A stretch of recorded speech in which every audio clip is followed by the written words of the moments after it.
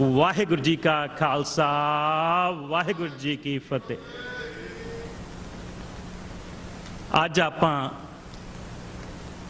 ਇਹ ਸਾਕਾ ਨਕੋਦਰ ਦੇ ਸ਼ਹੀਦਾਂ ਨੂੰ ਸਮਰਪਿਤ ਜੋ ਇਸ ਸੈਮੀਨਾਰ 'ਚ ਸ਼ਾਮਲ ਹੋਏ ਆ ਤੇ ਧੰਨ ਭਾਗ ਨੇ ਕਿ ਸੰਗਤ ਦੇ ਦਰਸ਼ਨ ਕਰਨ ਦਾ ਵਾਹਿਗੁਰੂ ਜੀ ਨੇ ਬਲ ਬਖਸ਼ਿਆ। ਔਰ ਧੰਨਵਾਦੀ ਹਾਂ ਮੈਂ ਸਮੂਹ ਜਥੇਬੰਦੀਆਂ ਦੇ ਜਿਨ੍ਹਾਂ ਨੇ ਮੈਨੂੰ ਇਹ ਮੌਕਾ ਦਿੱਤਾ ਕਿ ਅੱਜ ਆਣ ਕੇ ਮੈਂ ਤੁਹਾਡੇ ਦਰਸ਼ਨ ਕਰ ਸਕਾਂ।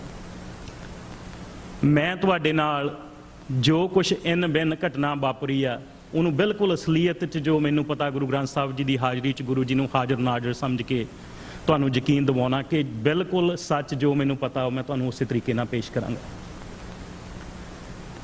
ਇਹ ਜੋ 4 ਸਿੰਘ ਤੁਸੀਂ ਤਸਵੀਰਾਂ ਦੇਖ ਰਹੇ ਹੋ, ਇਹ 4 ਸਿੰਘ ਇਸ ਸਾਕੇ 'ਚ ਸ਼ਹੀਦ ਹੋਏ ਸਨ ਸ਼੍ਰੀ ਗੁਰੂ ਗ੍ਰੰਥ ਸਾਹਿਬ ਜੀ ਦੇ ਆਦਬ ਸਤਿਕਾਰ ਲਈ।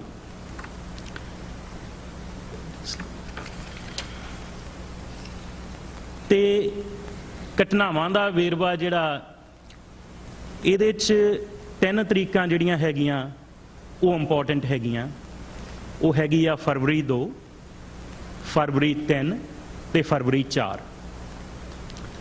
2 ਫਰਵਰੀ 1986 ਨੂੰ ਸ਼੍ਰੀ ਗੁਰੂ ਅਰਜਨ ਦੇਵ ਜੀ ਗੁਰਦੁਆਰਾ ਗੁਰੂ ਨਾਨਕਪੁਰਾ ਮਹੱਲਾ ਨਕੋਦਰ 'ਚ ਉੱਥੇ ਸਿੱਖ ਵਿਰੋਧੀ ਅਨਸਰਾਂ ਵੱਲੋਂ ਗੁਰੂ ਗ੍ਰੰਥ ਸਾਹਿਬ ਜੀ ਦੀਆਂ 5 ਪਵਿੱਤਰ ਬੀੜਾਂ ਜਿਹੜੀਆਂ ਹੈਗੀਆਂ ਉਹ ਅਗਨ ਭੇਂਟ ਕਰ ਦਿੱਤੀਆਂ ਜਾਂਦੀਆਂ। ਤੇ ਜਦੋਂ ਇਸ ਗੱਲ ਦਾ ਉੱਥੇ ਪਤਾ ਲੱਗਦਾ ਤੇ ਜਿਹੜੇ ਗੁਰਦੁਆਰੇ ਦੇ ਗ੍ਰੰਥੀ ਆ ਉਹ ਆਨੰਦ ਕਾਰਜ ਕਰਵਾਉਣ ਗਏ ਹੋਏ ਆ ਕਿਤੇ। ਉਹਨਾਂ ਦੀ ਪਤਨੀ ਆ ਉੱਥੇ ਗੁਰਦੁਆਰਾ ਸਾਹਿਬ 'ਚ ਜਿੱਥੇ ਨਾਲ ਹੀ ਕੁਆਟਰ 'ਚ ਰਹਿੰਦੇ ਸੀਗੇ, ਗ੍ਰੰਥੀ ਸਿੰਘ ਦੀ ਰਿਹਾਇਸ਼ ਸੀ। ਤੇ ਇੱਕ ਉੱਥੇ ਬੀਬੀ ਗੁਰਦੀਪ ਕੌਰ ਜਿਹੜੀ ਸੇਵਾ ਕਰਦੀ ਆ, ਉਹ ਦੋਏ ਵਿਟਨੈਸ ਜਿਹੜੇ ਸਾਰਿਆਂ ਤੋਂ ਪਹਿਲੇ ਆ ਜਿਨ੍ਹਾਂ ਨੇ ਜਾ ਕੇ ਇਹ ਦੇਖਿਆ। ਉਸੇ ਵੇਲੇ ਰੌਲੀ ਪੈ ਗਈ, ਸੰਗਤਾਂ ਨੇ ਅੱਗ ਬੁਝਾਉਣ ਦੀ ਕੋਸ਼ਿਸ਼ ਕੀਤੀ, ਕਾਲਾਂ ਕੀਤੀਆਂ ਫਾਇਰ ਡਿਪਾਰਟਮੈਂਟ ਨੂੰ, ਪੁਲਿਸ ਡਿਪਾਰਟਮੈਂਟ ਨੂੰ। ਉਹਨਾਂ ਨੂੰ ਦੱਸਿਆ ਕਿ ਇੱਦਾਂ ਇੱਦਾਂ ਵੀ ਤੁਸੀਂ ਗੁਰਦੁਆਰਾ ਸਾਹਿਬ ਆਓ। ਉਸ ਤੋਂ ਬਾਅਦ ਜਿਹੜਾ ਲੋਕਲ ਉੱਥੇ ਦੇ SDM ਸੀਗੇ ਸਰਜੀਤ ਸਿੰਘ ਰਾਜਪੂਤ ਤੇ ਲੋਕਲ ਜਿਹੜਾ DSP ਸੀ ਗੋਪਾਲ ਸਿੰਘ ਘੁੰਮਣ, ਉਹ ਗੁਰਦੁਆਰਾ ਸਾਹਿਬ ਆਉਂਦੇ ਆ। ਉਹ ਉੱਥੇ ਆਪਣੀ ਜਾਂਚ ਕਰਦੇ ਆ। ਜਾਂਚ ਕਰਨ ਤੋਂ ਬਾਅਦ ਨਤੀਜੇ ਤੇ ਨਿਕਲਦੇ ਆ ਕਿ ਇਹ ਕੋਈ ਸ਼ਰਾਰਤ ਹੈ। ਉਸ ਤੋਂ ਬਾਅਦ ਨਕੋਦਰ ਪੁਲਿਸ ਥਾਣੇ 'ਚ ਉਹ ਬੀਬੀ ਗੁਰਦੀਪ ਕੌਰ ਜਿਹੜੀ ਵਿਟਨੈਸ ਆ ਉਹਦੇ ਵੱਲੋਂ FIR ਲੌਜ ਕੀਤੀ ਜਾਂਦੀ ਆ। ਉਹ ਜਿਹੜੀ ਰਿਪੋਰਟ ਆ FIR ਉਹਦਾ ਨੰਬਰ 5050 ਹੈਗਾ। 2 ਫਰਵਰੀ ਨੂੰ ਜਿਹੜੀ ਨਕੋਦਰ ਥਾਣੇ 'ਚ ਉਸ ਦਿਨ ਦਰਜ ਹੁੰਦੀ ਹੈ। ਉਸ ਤੋਂ ਬਾਅਦ ਇਹ ਜਿਹੜੀ ਆ ਰਿਪੋਰਟ ਉਹ ਡਿਸਟ੍ਰਿਕਟ ਐਡਮਿਨਿਸਟ੍ਰੇਸ਼ਨ ਨੂੰ ਜਾਂਦੀ ਹੈ ਤੇ ਡਿਸਟ੍ਰਿਕਟ ਜਿਹੜੀ ਜ਼ਿਲ੍ਹਾ ਐਡਮਿਨਿਸਟ੍ਰੇਸ਼ਨ ਆ ਉਹਦੇ ਵੱਲੋਂ SSP ਉੱਥੇ ਇਜ਼ਹਾਰ ਆਲਮ ਆ ਤੇ ਜਿਹੜਾ ADC ਆ ਉੱਥੇ ਉਹ ਦਰਬਾਰਾ ਸਿੰਘ ਗੁਰੂ ਆ। ਤੇ ਉਹ ਦੋਵੇਂ ਨਕੋਦਰ ਪਹੁੰਚ ਜਾਂਦੇ ਨੇ। ਦੋਵੇਂ ਨਕੋਦਰ ਪਹੁੰਚ ਕੇ ਉਹ ਐਡਮਿਨਿਸਟ੍ਰੇਸ਼ਨ ਦਾ ਕੰਟਰੋਲ ਆਪਣੇ ਹੱਥਾਂ 'ਚ ਲੈ ਲੈਂਦੇ ਨੇ। ਤੇ ਜਿਹੜੇ SDM ਨੇ ਉੱਥੇ ਸਰਜੀਤ ਸਿੰਘ ਰਾਜਪੂਤ ਤੇ ਜਿਹੜੇ ਲੋਕਲ ਪੁਲਿਸ ਆਫੀਸਰ ਨੇ ਉਹਨਾਂ ਨੂੰ ਇੱਕ ਸਾਈਡ ਤੇ ਕਰ ਦਿੱਤਾ ਜਾਂਦਾ। ਤੇ ਇਜ਼ਹਾਰ ਆਲਮ ਤੇ ਦਰਬਾਰਾ ਗੁਰੂ ਉੱਥੇ ਗੁਰਦੁਆਰਾ ਸਾਹਿਬ 'ਚ ਜਾ ਕੇ ਤੇ ਆਪਣੇ ਤੌਰ ਤੇ ਜਾਂਚ ਕਰਦੇ ਨੇ। ਉਹ ਜਿਹੜੀ ਪਹਿਲੀ ਜਾਂਚ ਆ ਉਹਨੂੰ ਰੱਦ ਕਰ ਦਿੰਦੇ ਨਾਲ ਦੀ ਨਾਲ ਕਿ ਜਿਹੜੀ ਜਾਂਚ ਆ ਕੋਈ ਮਾਇਨੇ ਨਹੀਂ ਰੱਖਦੀ, ਇਹ ਸਾਰਾ ਕੁਝ ਗ੍ਰੰਥੀ ਸਿੰਘ ਦੀ ਗਲਤੀ ਦੇ ਨਾਲ ਹੋਇਆ।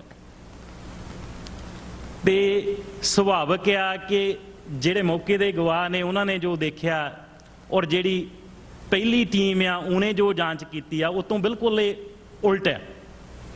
ਤੇ ਸੰਗਤਾਂ ਬੇਨਤੀ ਕਰਦੀਆਂ SSP ਨੂੰ ਤੇ ADC ਨੂੰ, ਨਹੀਂ ਤੁਸੀਂ ਇਹਦੀ ਠੀਕ ਤਰੀਕੇ ਨਾਲ ਜਾਂਚ ਕਰੋ। ਇਹ ਜਾਂਚ ਬਿਨਾਂ ਜਿਹੜਾ ਪੰਜਾਬ ਰਾਜ ਬਿਜਲੀ ਬੋਰਡ ਆ ਉਹ ਤੋਂ ਪੁੱਛਣ ਦੀ ਬਜਾਏ ਜਾਂ ਕਿਸੇ ਦੇ ਹੋਰ ਬਿਆਨ ਲੈਣ ਤੋਂ ਬਿਨਾਂ ਹੀ ਉਹ ਆਉਣ ਤੋਂ ਬਾਅਦ 5 ਮਿੰਟਾਂ ਬਾਅਦ ਇਹ ਡਿਸੀਜ਼ਨ ਆਪਣਾ ਜਿਹੜਾ ਦੇ ਦਿੰਦੇ ਨੇ, ਆਪਣਾ ਫੈਸਲਾ ਦੇ ਦਿੰਦੇ ਨੇ। ਉਸ ਤੋਂ ਬਾਅਦ ਜਿਹੜੀਆਂ ਮਹੱਲੇ ਦੀਆਂ ਸੰਗਤਾਂ ਉਹ ਇਕੱਠੀਆਂ ਹੁੰਦੀਆਂ ਨੇ, ਰੋਸ ਹੁੰਦਾ ਤੇ 2 ਤਰੀਕ ਦੀ ਰਾਤ ਨੂੰ ਅਕਾਲੀ ਦਲ ਦੇ ਜਿਹੜੇ ਵਰਕਰ ਆ ਤੇ ਜਾਂ ਫੈਡਰੇਸ਼ਨ ਦੇ ਜਿਹੜੇ ਵਰਕਰ ਹੈਗੇ ਉਹਨਾਂ ਨੂੰ ਕੰਟੈਕਟ ਕੀਤਾ ਜਾਂਦਾ। ਉਹ ਲਾਗਲੇ ਪਿੰਡਾਂ 'ਚ ਜਾਂਦੇ ਨੇ। ਗੁਰਦੁਆਰਾ ਸਾਹਿਬ 'ਚ ਰਾਤ ਨੂੰ ਸਪੀਕਰਾਂ ਤੇ ਅਨਾਉਂਸ ਕੀਤਾ ਜਾਂਦਾ। ਜਿਹੜੇ ਵੀਰ ਆਪਣੇ ਪਿੰਡਾਂ ਤੋਂ ਇੱਥੇ ਆਣ ਕੇ ਬੈਠੇ ਨੇ, ਜਿਹੜੀ ਮੈਜੋਰਟੀ ਆਪਾਂ ਨੂੰ ਪਤਾ ਕਿ ਕੋਈ ਵੀ ਅਨਾਉਂਸਮੈਂਟ ਹੁੰਦੀ ਆ ਆਪਾਂ ਨੂੰ ਗੁਰਦੁਆਰਾ ਸਾਹਿਬ ਤੋਂ ਮਿਲਦੀ ਹੈਗੀ।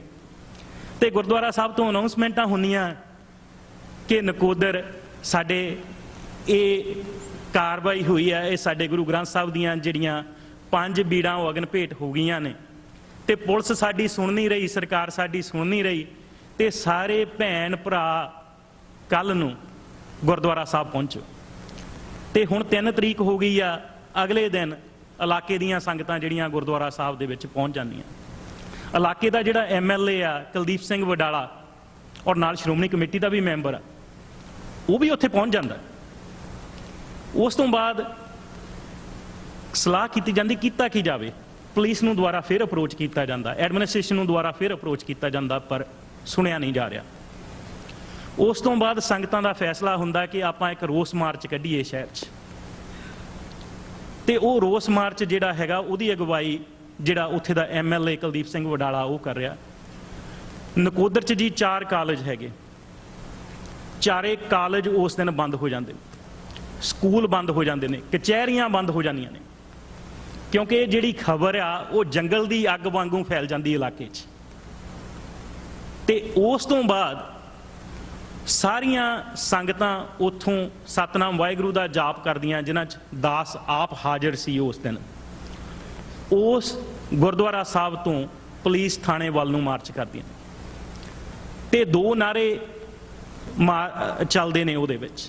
ਇੱਕ ਕਿ ਗੁਰੂ ਗ੍ਰੰਥ ਸਾਹਿਬ ਦੀ ਬੇਅਦਬੀ ਸਹਿਣ ਨਹੀਂ ਕਰਾਂਗੇ, ਤੇ ਜਿਹੜਾ ਦੂਸਰਾ ਨਾਅਰਾ ਆ ਉਹ ਕਿ ਗੁਰੂ ਗ੍ਰੰਥ ਸਾਹਿਬ ਜੀ ਦੇ ਕਾਤਲਾਂ ਨੂੰ ਗ੍ਰਿਫਤਾਰ ਕਰੋ।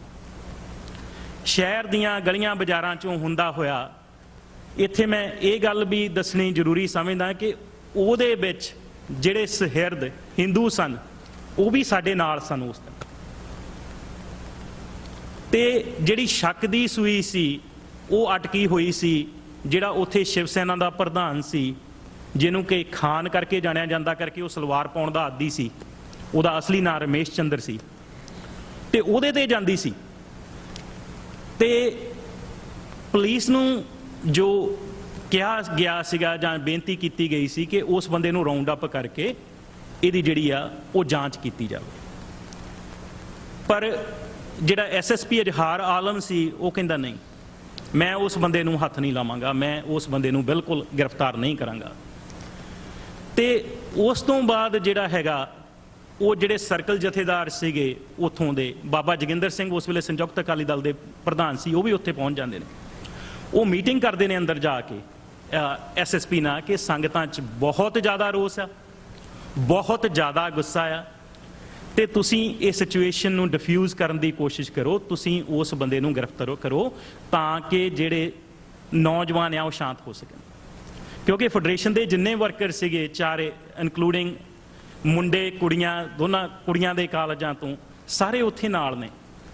ਪਰ ਉਹ ਜਿਹੜਾ SSP ਸੀ ਉਹਦਾ ਏਡਾ ਜਿਹੜਾ ਨਾ ਪੱਖੀ ਸੀਗਾ ਰੋਲ ਕਿ ਨਹੀਂ, ਮੈਂ ਉਹਨੂੰ ਕਿਸੇ ਕੀਮਤ ਤੇ ਵੀ ਗ੍ਰਿਫਤਾਰ ਨਹੀਂ ਕਰਾਂਗਾ। ਉਸ ਤੋਂ ਬਾਅਦ ਜੋ ਉੱਥੇ ਦਾ ਲੋਕਲ MLA ਸੀਗਾ ਵਡਾਲਾ, ਉਹਨੇ ਇੱਥੋਂ ਤੱਕ ਆਫਰ ਕੀਤਾ ਕਿ ਤੁਸੀਂ ਇਦਾਂ ਕਰੋ,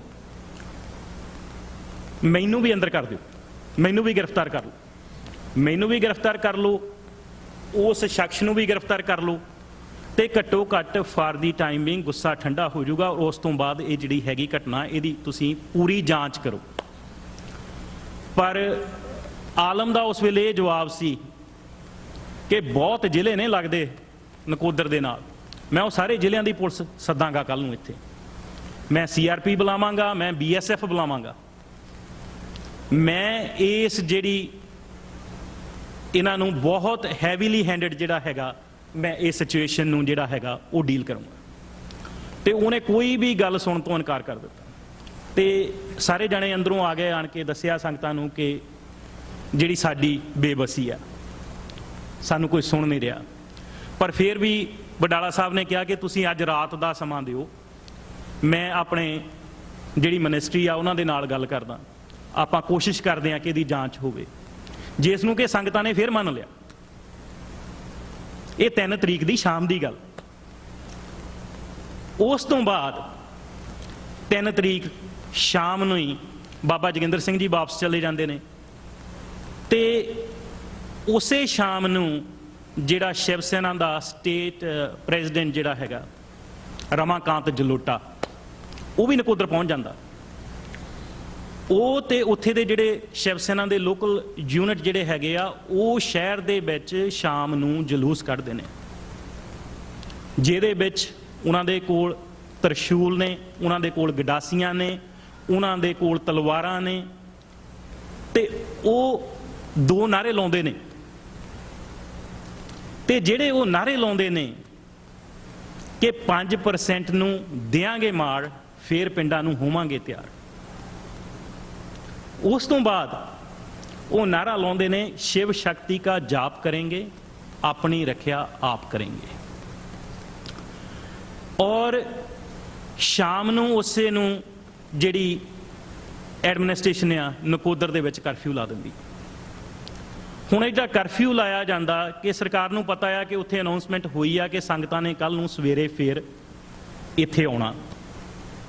ਔਰ ਨਾਲ ਦੀ ਨਾਲ ਜਿਹੜੇ ਨਕੋਦਰ ਤੋਂ ਬਾਹਰ ਕਾਲਜ ਨੇ, ਜਿਹੜੇ ਫੈਡਰੇਸ਼ਨ ਦੇ ਯੂਨਿਟ ਨੇ, ਉਹਨਾਂ ਨੂੰ ਵੀ ਸੁਨੇਹੇ ਭੇਜੇ ਜਾਂਦੇ ਨੇ ਕਿ ਕੱਲ ਨੂੰ ਵੱਡੀ ਗਿਣਤੀ 'ਚ ਆਓ, ਕਿ ਆਪਾਂ ਜਿਹੜਾ ਸਰਕਾਰ ਨਹੀਂ ਸੁਣ ਰਹੀ, ਜੇ ਕੱਲ ਤੱਕ ਉਹ ਜਿਹੜਾ ਰਿਸਪੌਂਸੀਬਲ ਪੀਪਲ ਹੈਗੇ ਆ, ਜਿਹੜੇ ਰਿਸਪੌਂਸੀਬਲ ਪਰਸਨ ਹੈਗੇ, ਉਹਨਾਂ ਨੂੰ ਨਹੀਂ ਗ੍ਰਿਫਤਾਰ ਕੀਤਾ ਜਾਂਦਾ, ਐਡਮਿਨਿਸਟ੍ਰੇਸ਼ਨ ਇਹਦੀ ਜਾਂਚ ਨਹੀਂ ਕਰਦੀ, ਤੇ ਆਪਾਂ ਜਿਹੜਾ ਨਕੋਦਰ ਥਾਣੇ ਦਾ ਘਿਰਾਓ ਕਰਾਂਗੇ।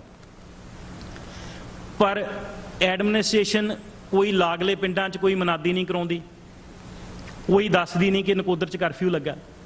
ਤੇ 4 ਤਰੀਕ ਦੀ ਸਵੇਰ ਨੂੰ ਜਿਵੇਂ ਇੱਕ ਦਿਨ ਪਹਿਲਾਂ ਫੈਸਲਾ ਹੋਇਆ ਸੀ, ਤੇ ਸਾਰੀਆਂ ਸੰਗਤਾਂ ਜਿਹੜੀਆਂ ਹੈਗੀਆਂ ਉਹ ਨਕੋਦਰ ਸ਼ਹਿਰ ਵੱਲ ਨੂੰ ਆਉਣੀਆਂ ਸ਼ੁਰੂ ਹੋ ਜਾਂਦੀਆਂ। ਔਰ ਅੱਗੇ ਆ ਕੇ ਔਰ ਬੱਸ ਸਰਵਿਸ ਬੰਦ ਹੈ ਨਕੋਦਰ ਨੂੰ, ਕੋਈ ਬੱਸ ਨਹੀਂ ਆ ਰਹੀ, ਕੋਈ ਟੈਂਪੂ ਨਹੀਂ ਆ ਰਿਹਾ, ਕੋਈ ਸਾਈਕਲ ਤੇ, ਕੋਈ ਸਕੂਟਰ ਤੇ, ਕੋਈ ਟਰਾਲੀ 'ਚ, ਜਿਵੇਂ ਵੀ ਆ ਸਕਦੇ ਆ ਨਕੋਦਰ ਦੀ ਹੱਦ ਦੇ ਤੱਕ ਪਹੁੰਚਦੇ। ਉਦੋਂ ਬਾਅਦ ਅੱਗੇ ਪੁਲਿਸ ਦਾ ਪਹਿਰਾ ਹੈ। ਉਸ ਤੋਂ ਬਾਅਦ ਨਹਿਰੇ ਪਿੰਡਾਂ ਵਿੱਚ ਦੀ ਹੋ ਕੇ ਨਕੋਦਰ ਦੇ ਬਾਹਰ ਸ਼ਹਿਰ ਹੈਗਾ, ਪਿੰਡ ਹੈਗਾ ਇੱਕ ਬਾਬਾ ਮੱਲ ਮਾਲੜੀ, ਉੱਥੇ ਗੁਰਦੁਆਰਾ ਬਾਬਾ ਮੱਲ ਮਾਲੜੀ, ਉੱਥੇ ਥੋੜੀ ਸੰਗਤ ਇਕੱਠੀ ਹੁੰਦੀ ਹੈ। ਜਿਹੜੀ ਦੂਸਰੇ ਪਾਸੇ ਤੋਂ ਪਿੰਡਾਂ ਦੀ ਸੰਗਤ ਆ ਉਹ ਸ਼ੇਰਪੁਰ ਦੇ ਪੁਲ ਤੇ ਇਕੱਠੀ ਹੁੰਦੀ ਹੈ, ਤੇ ਉਹ ਸ਼ੇਰਪੁਰ ਪੁਲ ਤੇ ਜਿਹੜੀ ਸੜਕ ਆ ਉਹ ਗੁਰਦੁਆਰਾ ਸਾਹਿਬ ਨੂੰ ਜਾਂਦੀ ਹੈਗੀ, ਜਿਹੜਾ ਗੁਰੂ ਅਰਜਨ ਦੇਵ ਜੀ ਦਾ ਗੁਰਦੁਆਰਾ ਸੀਗਾ ਗੁਰੂ ਨਾਨਕਪੁਰ 'ਚ। ਤੇ ਥੋੜੀ ਸੰਗਤ ਉੱਥੇ ਇਕੱਠੀ ਹੁੰਦੀ ਆ, ਥੋੜੀ ਸੰਗਤ ਬਾਬਾ ਮੱਲ ਮਾਲੜੀ ਹੁੰਦੀ ਆ, ਤੇ ਉਸ ਤੋਂ ਬਾਅਦ ਸਾਰੀ ਸੰਗਤ ਹੌਲੀ ਹੌਲੀ ਸ਼ੇਰਪੁਰ ਵਾਲੇ ਪੁਲ ਤੇ ਜਿਹੜੀ ਹੈਗੀ ਆ ਉਹ ਇਕੱਠੀ ਹੋ ਜਾਂਦੀ। ਉਸ ਵੇਲੇ ਉੱਥੇ ਬਾਬਾ ਜੋਗਿੰਦਰ ਸਿੰਘ ਜੀ ਫਿਰ ਪਹੁੰਚ ਜਾਂਦੇ ਨੇ ਅਗਲੇ ਦਿਨ। ਹਰਚਰਨ ਸਿੰਘ ਰੋਡੇ ਜੋ ਸੂਬੇਦਾਰ ਨੇ, ਸੰਤ ਜਰਨੈਲ ਸਿੰਘ ਜੀ ਭਿੰਡਰਾਂ ਵਾਲਿਆਂ ਦੇ ਭਰਾ, ਉਹ ਵੀ ਉੱਥੇ ਪਹੁੰਚੇ ਹੋਏ ਨੇ। ਤੇ ਫੈਡਰੇਸ਼ਨ ਦੇ ਖਾਲਸਾ ਕਾਲਜ ਜਲੰਧਰ ਤੋਂ ਭਾਈ ਹਰਮਿੰਦਰ ਸਿੰਘ ਜੀ ਜਿਹੜੇ ਕਨਵੀਨਰ ਸੀਗੇ ਉਸ ਟਾਈਮ ਤੇ ਆਲ ਇੰਡੀਆ ਸਿੱਖ ਸਵਿਮਿੰਗ ਫੈਡਰੇਸ਼ਨ ਦੇ ਲਾਲਪੁਰ ਖਾਲਸਾ ਕਾਲਜ ਜਲੰਧਰ ਤੋਂ, ਉਹ ਵੀ ਉੱਥੇ ਪਹੁੰਚੇ ਨੇ। ਹੋਰ ਸਿੰਘ ਵੀ ਪਹੁੰਚੇ ਨੇ, ਬਾਕੀ ਜਿੰਨੇ ਵੀ ਕਾਲਜ ਨੇ ਨੇੜੇ ਤੇੜੇ ਉਹਨਾਂ ਤੋਂ। ਤੇ ਉੱਥੇ ਫਿਰ ਤਕਰੀਰਾਂ ਹੁੰਦੀਆਂ ਨੇ, ਵਿਚਾਰਾਂ ਹੁੰਦੀਆਂ ਨੇ ਵੀ ਕੀ ਕਰੀਏ, ਕਿ ਸਰਕਾਰ ਨੇ ਕਰਫਿਊ ਲਾ ਦਿੱਤਾ, ਆਪਾਂ ਅੰਦਰ ਜਾ ਨਹੀਂ ਸਕਦੇ, ਕੀਤਾ ਕੀ ਜਾਵੇ। ਤੇ ਫੈਸਲਾ ਇਹ ਹੁੰਦਾ ਵੀ ਪਤਾ ਨਹੀਂ ਇਹਨਾਂ ਨੇ ਕਦੋਂ ਸਾਨੂੰ ਜਾਣ ਦੇਣਾ। ਵੀ ਇੱਕ ਕੰਮ ਆਪਾਂ ਕਰੀਏ ਕਿ ਗੁਰੂ ਗ੍ਰੰਥ ਸਾਹਿਬ ਦੀਆਂ ਜੋ ਬੀੜਾਂ ਜਿਹੜੀਆਂ ਅਗਨ ਭੇਂਟ ਹੋਈਆਂ, ਉਹਨਾਂ ਨੂੰ ਆਪਾਂ ਲੈ ਕੇ ਜਿਹੜੀ ਪਵਿੱਤਰ ਰਾਖ ਆ ਉਹਨੂੰ ਗੋਇੰਦਵਾਲ ਸਾਹਿਬ ਜਲ ਪ੍ਰਵਾਹ ਕਰਦੀ। ਤੇ 5 ਸਿੰਘ ਚੁਣੇ ਜਾਂਦੇ ਨੇ, 5 ਪਿਆਰੇ ਚੁਣੇ ਜਾਂਦੇ ਨੇ, ਔਰ ਬੇਨਤੀ ਕੀਤੀ ਜਾਂਦੀ ਹੈ ਐਡਮਿਨਿਸਟ੍ਰੇਸ਼ਨ ਨੂੰ ਕਿ ਤੁਸੀਂ ਇਹ ਜਿਹੜੇ 5 ਸਿੰਘ ਨੇ ਨਾ, ਇਹਨਾਂ ਨੂੰ ਗੁਰਦੁਆਰਾ ਸਾਹਿਬ ਪਹੁੰਚ ਲੈਣ ਦਿਓ। ਇਹ ਜਿਹੜੇ 5 ਸਿੰਘ ਹੈਗੇ ਆ ਉੱਥੇ ਜਾ ਕੇ ਗੁਰੂ ਗ੍ਰੰਥ ਸਾਹਿਬ ਜੀ ਦੀਆਂ ਜਿਹੜੀਆਂ ਬੀੜਾਂ ਆ, ਜਿਹੜੀਆਂ ਅਗਨ ਭੇਂਟ ਹੋਈਆਂ, ਉਹਨਾਂ ਦੀ ਸੰਭਾਲ ਕਰ ਸਕਣ, ਤੇ ਉਸ ਨੂੰ ਆਪਾਂ ਗੋਇੰਦਵਾਲ ਸਾਹਿਬ ਜਾ ਕੇ ਤੇ ਜਲ ਪ੍ਰਵਾਹ ਕਰ ਸਕੀਏ। ਪਰ ਉਹ ਵੀ ਮੰਗ ਜਿਹੜੀ ਆ ਉਹ ਠਕਰਾ ਦਿੱਤੀ ਜਾਂਦੀ ਹੈ ਕਿ 5 ਸਿੰਘਾਂ ਨੂੰ ਵੀ ਜਾਣ ਨਹੀਂ ਦਿੱਤਾ ਜਾਂਦਾ। ਉਸ ਤੋਂ ਬਾਅਦ ਸੰਗਤਾਂ ਉੱਥੇ ਬੈਠੀਆਂ ਨੇ, ਵਿਚਾਰਾਂ ਹੁੰਦੀਆਂ ਨੇ, ਤਕਰੀਰਾਂ ਹੁੰਦੀਆਂ ਨੇ, ਤੇ ਬਾਬਾ ਜੋਗਿੰਦਰ ਸਿੰਘ ਜੀ ਨੂੰ ਕੋਈ ਕੰਮ ਸੀਗਾ, ਉਹ ਵਾਪਸ ਚਲੇ ਜਾਂਦੇ ਨੇ। ਹਰਚਰਨ ਸਿੰਘ ਰੋਡੇ ਜੀ ਵੀ ਵਾਪਸ ਚਲੇ ਜਾਂਦੇ ਨੇ। ਉਸ ਤੋਂ ਬਾਅਦ ਇੱਕ ਜਥਾ ਜਿਹੜਾ ਹੈਗਾ ਉਹ ਮਹਿਤਪੁਰ ਤੋਂ ਆਉਂਦਾ, ਨਿਹੰਗ ਸਿੰਘਾਂ ਦਾ ਜਥਾ ਰੌਲੀ ਤੋਂ, ਤੇ ਉਹ ਨਕੋਦਰ ਦਾ ਜਿਹੜਾ ਸ਼ਹਿਰ ਦਾ ਦੂਸਰਾ ਪਾਸਾ ਸ਼ੇਰਪੁਰ ਬ੍ਰਿਜ ਦੇ ਮਹਿਤਪੁਰ ਵਾਲੇ ਪਾਸੇ, ਉੱਥੇ ਉਹਨਾਂ ਨੂੰ ਰੋਕ ਲਿਆ ਜਾਂਦਾ ਤੇ ਉਹਨਾਂ ਨੂੰ ਕਿਹਾ ਜਾਂਦਾ ਵੀ ਕੋਈ ਨਹੀਂ, ਤੁਸੀਂ ਸ਼ੇਰਪੁਰ ਬ੍ਰਿਜ ਤੇ ਜਿਹੜੀ ਦੂਈ ਸੰਗਤ ਆ ਤੁਹਾਨੂੰ ਉੱਥੇ ਤੱਕ ਪਹੁੰਚਾ ਦਿੰਦੇ। ਪਰ ਉਹਨਾਂ ਨੂੰ ਵੀ ਬਜਾਏ ਇਸ ਦੇ ਕਿ ਬਾਈਪਾਸ ਭੇਜਣ, ਉਹਨਾਂ ਨੂੰ ਸ਼ਹਿਰ ਦੇ ਵਿੱਚ ਦੀ ਭੇਜਿਆ ਜਾਂਦਾ। ਤੇ ਜਦੋਂ ਉਹ ਜਥਾ ਸ਼ਹਿਰ ਦੇ ਵਿੱਚ ਦੀ ਲੰਘਦਾ ਤੇ ਉਹ ਦੇਖਦਾ ਕਿ ਉੱਥੇ ਜਿਹੜੇ ਸ਼ਿਵ ਸੈਨਿਕ ਆ ਉਹ ਸ਼ਰੇਆਮ ਸੜਕਾਂ ਤੇ ਘੁੰਮ ਰਹੇ ਅੰਦਰ। ਤੇ ਉਹ ਜਦੋਂ ਜਥਾ ਦੂਸਰੇ ਪਾਸੇ ਜਾਂਦਾ, ਉੱਥੇ ਗੱਲਬਾਤ ਹੁੰਦੀ ਆ, ਦੱਸਦੇ ਕਿ ਆ ਹੋਇਆ ਵੀ ਅਸੀਂ ਆ ਫੈਸਲਾ ਕੀਤਾ। ਤੇ ਉਹ ਜਿਹੜਾ ਜਥੇ ਦਾ ਜਥੇਦਾਰ ਆ, ਉਹ ਕਹਿੰਦੇ ਕਿ ਅੰਦਰ ਤੇ ਕੋਈ ਇਦਾਂ ਦੀ ਗੱਲ ਹੈ ਨਹੀਂ, ਇਹ ਜਿਹੜਾ ਕਰਫਿਊ ਆ ਇਹ ਇਹਨਾਂ ਨੇ ਲਾਇਆ ਹੈਗਾ, ਪਰ ਅੰਦਰ ਉੱਥੇ ਜਿਹੜੇ ਸ਼ਿਵ ਸੈਨਿਕ ਆ ਉਹ ਬਿਲਕੁਲ ਸ਼ਰੇਆਮ ਘੁੰਮ ਰਿਹਾ। ਤੇ ਜੇ ਆਪਾਂ ਸਿਰਫ ਗੁਰੂ ਗ੍ਰੰਥ ਸਾਹਿਬ ਦੀਆਂ ਬੀੜਾਂ ਜਿਹੜੀਆਂ ਉਹਨਾਂ ਦੀ ਜਿਹੜੀ ਅਗਨ ਭੇਟ ਹੋਈਆਂ, ਉਹ ਜਿਹੜੀ ਰਾਖ ਉਹ ਇਕੱਤਰ ਕਰਕੇ ਆਪਾਂ ਗੋਇੰਦਵਾਲ ਸਾਹਿਬ ਲਿਜਾਣੀ ਆ, ਪੁਲਿਸ ਨੂੰ ਕੋਈ ਸਾਡੇ ਤੇ ਵੀ ਕੋਈ ਇਤਰਾਜ਼ ਨਹੀਂ ਹੋਣਾ ਚਾਹੀਦਾ। ਤੇ ਸੰਗਤਾਂ ਜਿਹੜੀਆਂ ਆ ਉਹ ਸਤਨਾਮ ਵਾਹਿਗੁਰੂ ਦਾ ਜਾਪ ਕਰਦੀਆਂ, ਤੇ ਪੁਲਿਸ ਜਿਹੜੀ ਉੱਥੇ ਹੈਗੀ ਆ ਪੁਲ ਤੇ, ਉਹ ਇਜਾਜ਼ਤ ਦੇ ਦਿੰਦੀ ਆ ਸੰਗਤਾਂ ਨੂੰ ਉੱਥੋਂ ਲੰਘਣ ਲਈ, ਰਾਹ ਮਿਲ ਜਾਂਦਾ। ਪੰਜ ਪਿਆਰੇ ਅੱਗੇ ਨੇ, ਰਵਾਇਤੀ ਤਲਵਾਰਾਂ ਉਹਨਾਂ ਦੇ ਕੋਲ ਨੇ, ਤੇ ਪਿੱਛੇ ਸੰਗਤ ਆ। ਤੇ ਉਹ ਪੁਲ ਤੋਂ ਜਦੋਂ ਹੀ ਕ੍ਰਾਸ ਕਰਦੀ ਆ, ਕੋਈ ਥੋੜੇ ਬਹੁਤ ਅੱਗੇ ਜਾਂਦੇ ਆ, ਤੇ ਅੱਗੇ CRP BSF ਪੰਜਾਬ ਪੁਲਿਸ ਉਹਨਾਂ ਨੇ ਪੂਰਾ ਆਪਣਾ ਘੇਰਾ ਪਾਇਆ ਹੋਇਆ। ਤੇ ਉਹ ਕੋਈ ਬਿਨਾਂ ਚੇਤਾਵਨੀ ਦਿੱਤੇ ਉਹ ਪਹਿਲਾਂ ਅਥਰੂ ਗੈਸ ਦੇ ਗੋਲੇ 2 ਜਾਂ 3 ਸਿੱਟਦੇ ਆ, ਤੇ ਜਦੋਂ ਬਿਲਕੁਲ ਉੱਥੇ ਕੁਝ ਦਿਸਦਾ ਨਹੀਂ, ਐ ਹਨੇਰਾ ਹੋਇਆ ਪਿਆ, ਉਸ ਤੋਂ ਥੋੜੀ ਦੇਰ ਬਾਅਦ ਜਿਹੜੀ ਹੈਗੀ ਆ ਪੁਲਿਸ ਜਿਹੜੀ ਹੈਗੀ ਆ ਉਹ ਫਾਇਰ ਖੋਲ ਦਿੰਦੀ। ਜਦੋਂ ਪੁਲਿਸ ਜਿਹੜੀ ਗੋਲੀ ਚਲਾਉਂਦੀ ਆ, ਤੇ ਉਸ ਮੌਕੇ ਤੇ 3 ਸਿੰਘ ਜਿਹੜੇ ਹੈਗੇ ਆ ਜਿਨ੍ਹਾਂ ਦੇ ਨੀਲੇ ਅੱਖਰਾਂ 'ਚ ਨਾਂ ਆ, ਉਹ ਉੱਥੇ ਮੌਕੇ ਤੇ ਸ਼ਹੀਦ ਹੋ ਜਾਂਦੇ। ਤੇ ਜਿਹੜੇ ਸਿੰਘ ਦਾ ਨਾਂ ਹਰੇ ਰੰਗ 'ਚ ਹੈ, ਭਾਈ ਹਰਮਿੰਦਰ ਸਿੰਘ ਜੀ, ਉਹ ਉਸ ਵੇਲੇ ਸ਼ਹੀਦ ਨਹੀਂ ਹੁੰਦੇ। ਇਹਨਾਂ ਦੀ ਤਸਵੀਰ ਬਿਲਕੁਲ ਐਕਸਟ੍ਰੀਮ ਰਾਈਟ ਤੇ ਉਹ ਸੱਜੇ ਪਾਸੇ ਜਿਹੜੀ ਹੈਗੀ ਆ, ਤੇ ਆਲ ਇੰਡੀਆ ਸਿੱਖ ਸਟੂਡੈਂਟ ਫੈਡਰੇਸ਼ਨ ਦੇ ਕਨਵੀਨਰ ਸੀ ਖਾਲਸਾ ਕਾਲਜ ਦੇ।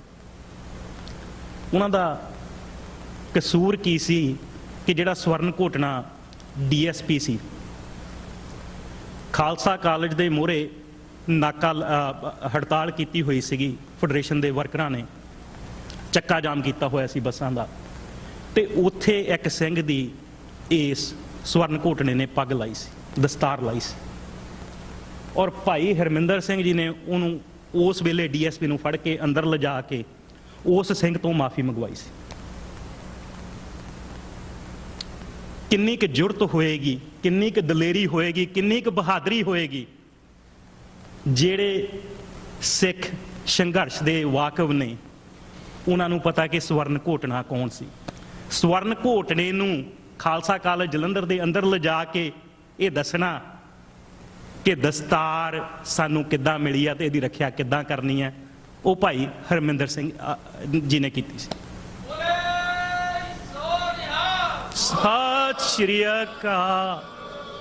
ਇਹ ਕਸੂਰ ਸੀ ਭਾਈ ਹਰਮਿੰਦਰ ਸਿੰਘ ਜੀ।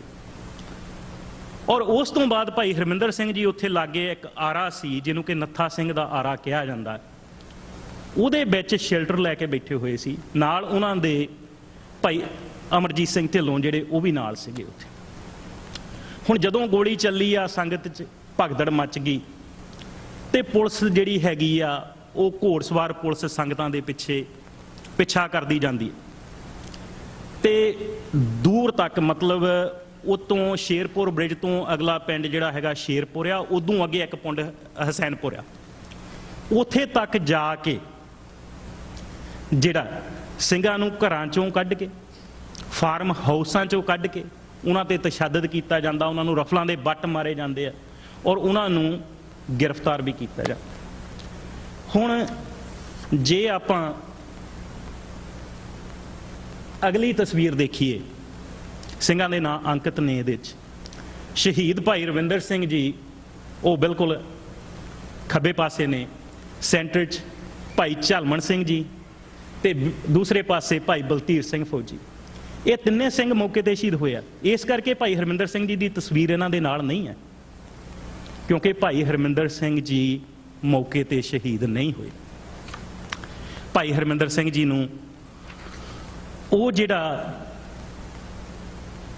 DSP ਆ ਘੋਟਣਾ, ਤੇ ਨਾਲ ਉਹਦੇ ਇੰਸਪੈਕਟਰ ਆ ਜਸਕੀਰਤ, ਉਸ ਆਰੇ ਚੋਂ ਬਾਲਾਂ ਤੋਂ ਫੜ ਕੇ ਘਸੀਟ ਕੇ ਲਿਆਉਂਦੇ ਨੇ ਬਾਹਰ। ਬਾਲਾਂ ਤੋਂ ਫੜ ਕੇ ਘਸੀਟ ਕੇ ਲਿਆਣ ਕੇ ਉਹਨਾਂ ਦੇ ਮੂੰਹ 'ਚ ਰਿਵਾਲਵਰ ਪਾ ਕੇ ਗੋਲੀਆਂ ਮਾਰੀਆਂ ਜਾਂਦੀਆਂ ਕਿ ਤੇਰੀ ਇਹ ਜ਼ੁਬਾਨ ਬੰਦ ਕਰਨੀ ਹੈ, ਤੂੰ ਬਹੁਤ ਬੋਲਦਾ। तेरी जिहड़ी जुबान आ अज असीं सदा लई बंद कर देनी। जदों भाई साहब दे मूँह च गोलियां लगदियां ने भाई साहब उत्थे डिग पैंदे ने। जिहड़ा दूसरा फैडरेशन दा सिंह हैगा उत्थे ढिल्लों वो पानी पिलाउण लई आउंदा ते ओहनूं वो जिहड़ा घोटना DSP ਉਹਨੂੰ रोक दिंदा, कहंदा तूं आउणा नहीं, तूं इहनूं पानी नहीं दे सकदा। भाई हरमिंदर सिंह जी आम तौर पर कहा जाता कि ਜਿਹੜੇ जो भी ये घटनावां होईयां ने ये बच्चे कोई पढ़े लिखे नहीं सी, ये बच्चों को कुछ पता नहीं सी। भाई साहब MSc सैकेंड ईयर के स्टूडेंट सी और हर साल गोल्ड मैडलिस्ट आते रहे। तो उस वेले जदों इन्हों शहीद किया जाता, इन्हों की उम्र 26 साल सी और 4 भैनों का इक्को एक भरा सी। और बापू शंकर सिंह जी ते माता प्रीतम कौर जी दियां अखां दा तारा सी।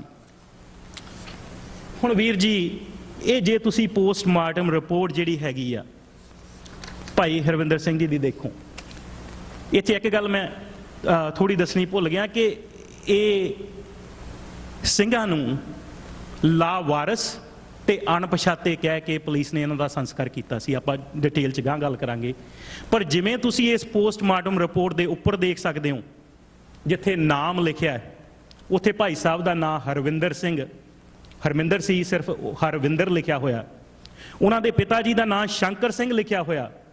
जदों तुसीं एड्रैस ते जाने हो विलेज चलूपर पोस्ट ऑफ शाम 84 हुशियारपुर उहदे उपर लिखिया होया।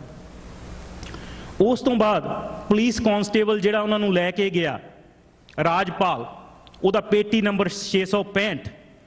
दूसरा पुलिस कांस्टेबल जिहड़ा उन्हां नूं लैके गया उहदा नाम कुलदीप सिंह, पेटी नंबर 1891। ते जे तुसीं अगे देखो तो जो उस वेले दा मैडिकल ऑफिसर है जिन्हें पोस्टमार्टम रिपोर्ट लिखी आ, उन्हें बिल्कुल एक्सट्रीम लैफ्ट के उपर लिखा होया कि dead body and police paper received at 3 AM on 5 February 1986। ये टाइम चेते रखियो कि तड़के 3 बजे 5 फरवरी नूं ये जिहड़े पेपर ने उत्थे पहुँचते हैं। हुण जदों आपां इन्हां दियां इंजरीज़ की गल करते हैं, वो एक्सट्रीम राइट के उपर मैं छोटा जिहा कॉलम वो जिहड़ा कट के पाया होया वो मैं तुहानूं पढ़ के दसदा। तो उत्ते लिखिया की है, इंजरी नंबर 1 जख्म जिहड़ा पहला lacerated wound 1 centimeter by 1/2 centimeter on the middle lower lip. उन्हां दा जिहड़ा थल्ले वाला बुल सी उहदे विचाले जख्म number 2 centimeter by 1 centimeter over the right lumbar region on its outer aspect 8 centimeter above iliac crest। तीजी लोअर इंसीजर्स आ जिहड़े दंद हुंदे अपने इधर साइड ते K9 उदों अगले जिहड़े दंद हुंदे आ, first premolar teeth of lower jaw of left side were found fractured. तिन्ने दंद जिहड़े मोरले हैगे आ वो टुटे हुए सी। इस तो अगे की लिखती रिपोर्ट, क्लॉटेड ब्लड प्रेजेंट, वो जिहड़े खून दे जिहड़ा जम्मिया खून सी उत्थे सी। Left tonsillar fossa and nasopharynx oropharynx lacerated completely. सारा कुछ छाननी होया पिया सी अंदर। Floor of the mouth on the left side is completely lacerated. इन्नी जोर दी वो गोलियां लंघियां कि जबाड़ा ते थले जो अपनी फ्लोर आ अंदर जिहड़ी फर्श आ इहदे अपने मूँह दी वो सारी छाननी हुई पई सी। उस तो बाद साह वाली नाली, नक दी साह वाली नाली वो भी छाननी हुई पईयां सी। जदों उन्होंने बॉडी की चीर फाड़ की on dissection, the floor of mouth and neck muscles and anterior triangular of neck and its upper part are lacerated. Clotted blood present in muscles, external carotid artery and internal jugular vein on left side are lacerated and torn। उन्हां दी शाह रग जिहड़ी सी जिन्हों आपां शाह रग कहने वो भी गोलियां ने पाड़ दित्ती सी। ਤੇ ਉਹਦੇ ਵਿੱਚ ਵੀ ਜੰਮਿਆ ਹੋਇਆ ਖੂਨ ਸੀ। ਓਕੇ, ਇਸ ਤੋਂ ਅੱਗੇ third cervical vertebra body on its left aspect is found fractured। ਆ ਜਿਹੜੇ ਧੌਣ ਦੇ ਮਣਕੇ ਨੇ ਤੇ ਤੀਜਾ ਮਣਕਾ ਜਿਹੜਾ ਉਹ ਵੀ ਟੁੱਟਿਆ ਹੋਇਆ ਸੀ। ਇੱਥੇ ਬਸ ਨਹੀਂ, ਇਹ bullet was found embedded in third cervical vertebra। ਉਹ ਜਿਹੜੀ ਗੋਲੀ ਸੀ ਉਦੋਂ ਬਾਅਦ ਵੀ ਪਾਰ ਨਹੀਂ ਨਿਕਲੀ, ਉਹ ਇੱਥੇ ਉਹਨਾਂ ਦਾ ਜਿਹੜਾ ਤੀਜਾ ਮਣਕਾ ਆ ਉਹਦੇ ਵਿੱਚ ਫਸੀ ਹੋਈ ਸੀ। In my opinion, the cause of death in this case is due to hemorrhage shock as a result of injury number 3। ਇਹ ਜਿਹੜਾ ਜ਼ਖਮ ਸੀ ਇਹਦੇ ਕਰਕੇ ਡਾਕਟਰ ਕਹਿੰਦਾ ਕਿ ਖੂਨ ਵਗ ਜਾਣ ਨਾਲ, ਖੂਨ ਨਾ ਮਿਲਣ ਕਰਕੇ ਇਸ ਸਿੰਘ ਦੀ ਸ਼ਹੀਦੀ ਹੋਈ ਹੈ।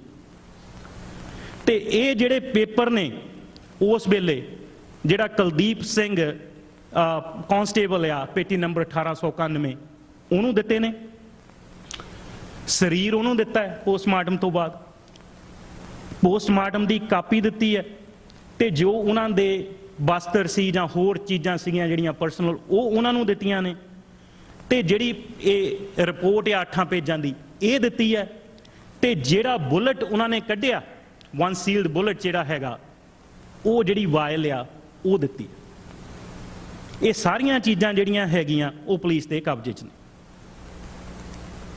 ਓਕੇ, ਇਸ ਤੋਂ ਬਾਅਦ ਮੈਂ ਜਿਵੇਂ ਤੁਹਾਨੂੰ ਦੱਸਿਆ ਵੀ ਭਾਜੀ ਪਿੱਛੇ ਜਾਏ ਕਿ ਇਹ ਜਿਹੜੇ 3 ਸਿੰਘ ਸੀ ਉੱਥੇ ਸ਼ਹੀਦ ਹੋਏ ਸੀ, ਤੇ ਭਾਈ ਹਰਮਿੰਦਰ ਸਿੰਘ ਜੀ ਉੱਥੇ ਸਹਿਕਦੇ ਸੀ ਜਦੋਂ ਪਾਣੀ ਮੰਗਿਆ। ਉਸ ਤੋਂ ਬਾਅਦ ਇਹ ਜਿਹੜਾ ਪੁਲਿਸ ਆਫੀਸਰ ਸੀਗਾ ਉਸ ਵੇਲੇ ਮੌਕੇ ਤੇ ਸਵਰਨ ਘੋਟਣਾ ਤੇ ਜਸਕੀਰਤ SHO ਜਿਹੜਾ ਸੀਗਾ, ਉਹ ਇਹਨਾਂ ਚਾਰਾਂ ਨੂੰ ਇਕੱਠਿਆਂ ਨੂੰ ਉੱਥੇ ਜਿਹੜਾ ਲਾਸ਼ ਘਰ ਆ ਸਿਵਲ ਹਸਪਤਾਲ ਦਾ ਉੱਥੇ ਲਿਆਣ ਕੇ ਛੱਡ ਦਿੰਦੇ। ਤੇ ਜਦੋਂ ਡਾਕਟਰ ਜਾਂਦੇ ਨੇ ਪੋਸਟਮਾਰਟਮ ਕਰਨ ਤੇ ਉਸ ਵੇਲੇ ਉਹ ਦੇਖਦੇ ਨੇ ਕਿ ਭਾਈ ਹਰਮਿੰਦਰ ਸਿੰਘ ਜੀ ਅਜੇ ਜੀਂਦੇ ਨੇ, ਭਾਈ ਹਰਮਿੰਦਰ ਸਿੰਘ ਜੀ ਸਹਿਕਦੇ ਨੇ, ਤੇ ਜੀਂਦੇ ਬੰਦੇ ਦਾ ਪੋਸਟਮਾਰਟਮ ਨਹੀਂ ਕੀਤਾ ਜਾ ਸਕਦਾ ਸਾਧ ਸੰਗਤ।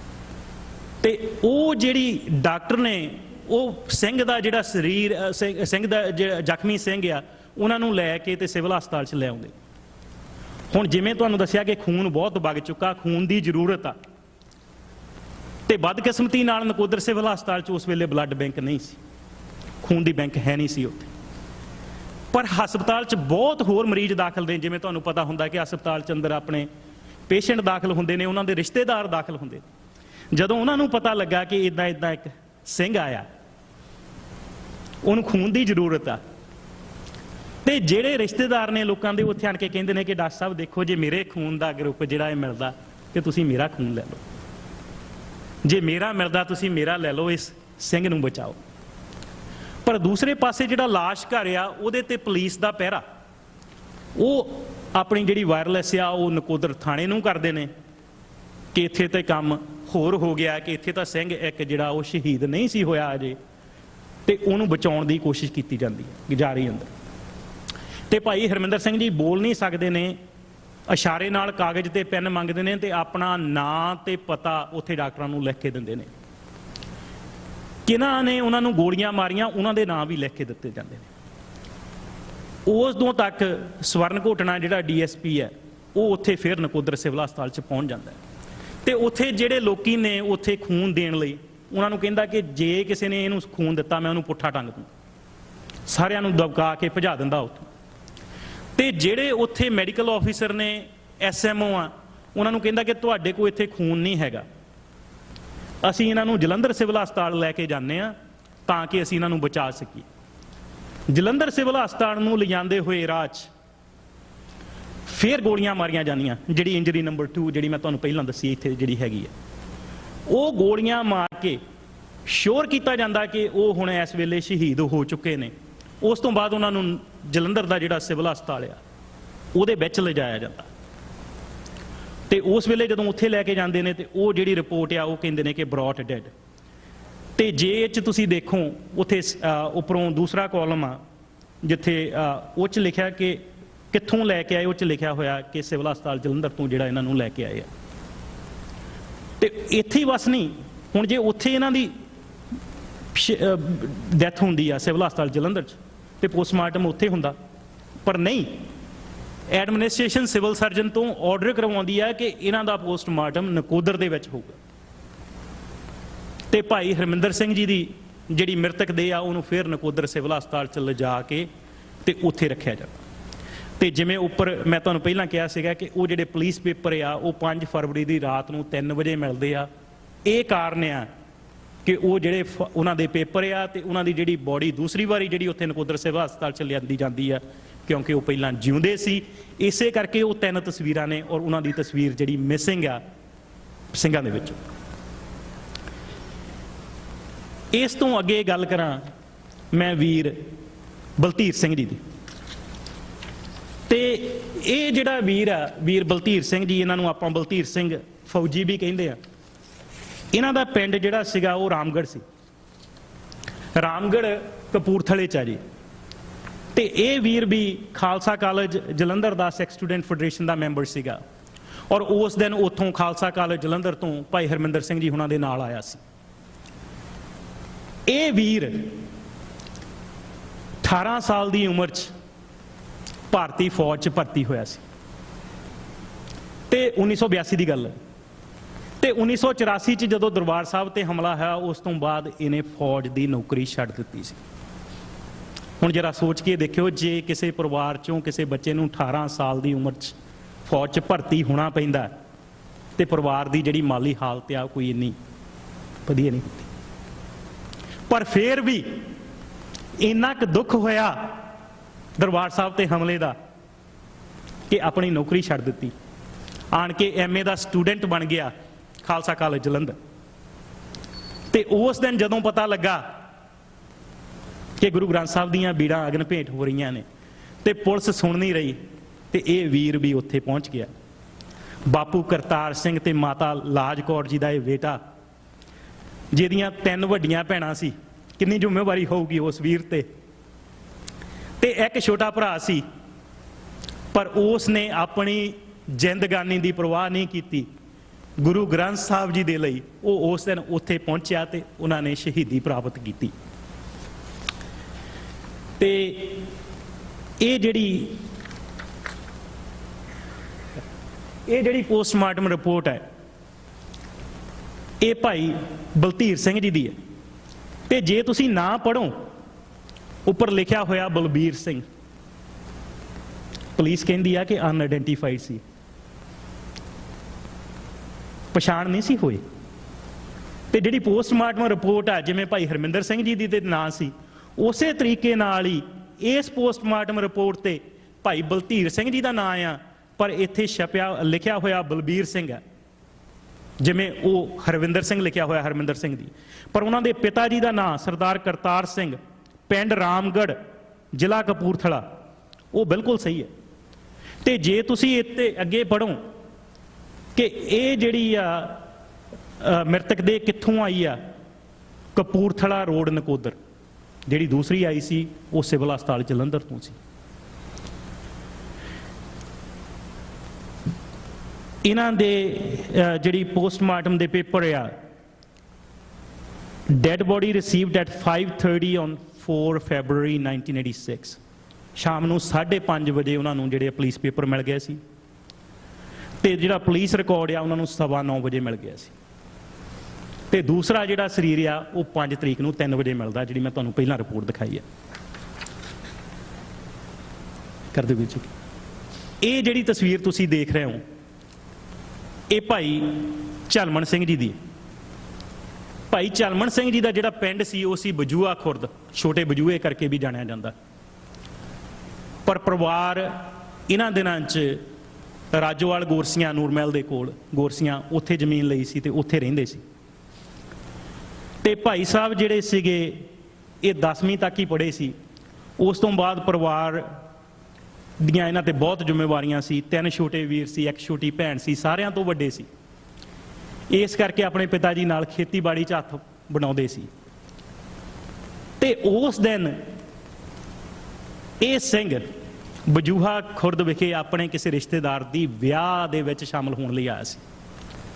ਪਰ ਜਦੋਂ ਗੁਰਦੁਆਰੇ 'ਚ ਅਨਾਉਂਸਮੈਂਟ ਹੋਈ, ਜਦੋਂ ਪਤਾ ਲੱਗਾ ਕਿ ਗੁਰੂ ਗ੍ਰੰਥ ਸਾਹਿਬ ਦੀਆਂ ਬੀੜਾਂ ਅਗਨ ਭੇਟ ਹੋ ਗਈਆਂ ਨੇ, ਵਿਆਹ ਛੱਡ ਕੇ ਤੇ ਉੱਥੇ ਪਹੁੰਚੇ ਸੀ। ਸਾਧ ਸੰਗਤ ਜੀ, ਅੱਜ ਅਸੀਂ ਆਪਣੇ ਝਾਤੀ ਮਾਰੀਏ ਆਪਣੇ ਅੰਦਰ ਕਿ ਸਾਡੇ ਕੋਲ ਬਹੁਤ ਬਹਾਨੇ ਹੁੰਦੇ ਨੇ ਕਿ ਅਸੀਂ ਐਸ ਕਰਕੇ ਨਹੀਂ ਪਹੁੰਚ ਸਕਦੇ, ਅਸੀਂ ਉਸ ਕਰਕੇ ਨਹੀਂ ਪਹੁੰਚ ਸਕਦੇ। ਵਿਆਹ ਵਿੱਚ ਛੱਡ ਕੇ ਤੇ ਵੀਰ ਉੱਥੇ ਪਹੁੰਚਿਆ ਤੇ ਦੱਸਦੇ ਨੇ ਕਿ ਉਹਨਾਂ ਦੇ ਜਿਹੜੇ ਚਾਚਾ ਜੀ ਨੇ ਉਹਨਾਂ ਦੇ ਨਾਲ ਸੀ। ਤੇ ਜਦੋਂ ਗੋਲੀ ਚੱਲੀ ਤੇ ਉਹਨਾਂ ਨੇ ਭਾਈ ਝਲਮਣ ਸਿੰਘ ਜੀ ਨੂੰ ਕਿਹਾ ਕਿ ਝਲਮਣਾ, ਗੋਲੀ ਚੱਲ ਗਈ ਆ, ਚੱਲ ਭੱਜ ਚੱਲੀਏ। ਤੇ ਭਾਈ ਝਲਮਣ ਸਿੰਘ ਦਾ ਜਵਾਬ ਸੀ ਕਿ ਮੈਂ ਗੁਰੂ ਜੀ ਨੂੰ ਪਿੱਠ ਦੇ ਕੇ ਜਾਣ ਵਾਲਿਆਂ ਚੋਂ ਨਹੀਂ।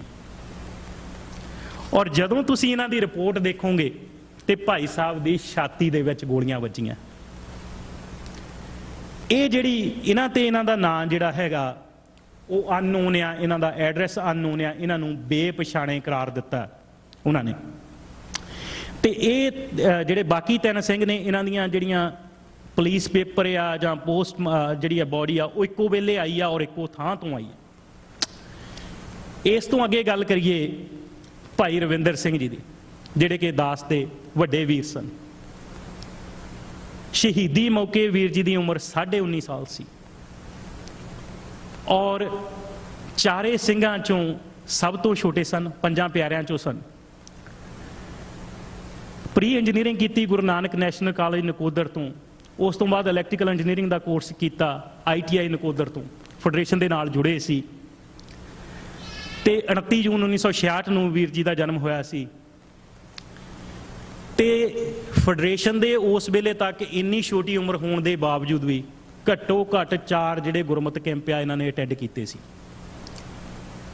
1984 ਦੀ ਵਿਸਾਖੀ ਜਿਹੜੀ ਸੀਗੀ, ਜੂਨ 1984 ਦੇ ਘੱਲੂਘਾਰੇ ਤੋਂ ਪਹਿਲਾਂ ਕੇਸਗੜ੍ਹ ਸਾਹਿਬ ਵਿਖੇ ਖੰਡੇ ਬਾਟੇ ਦਾ ਅੰਮ੍ਰਿਤਪਾਨ ਕੀਤਾ ਸੀ ਵੀਰ ਜੀ ਨੇ।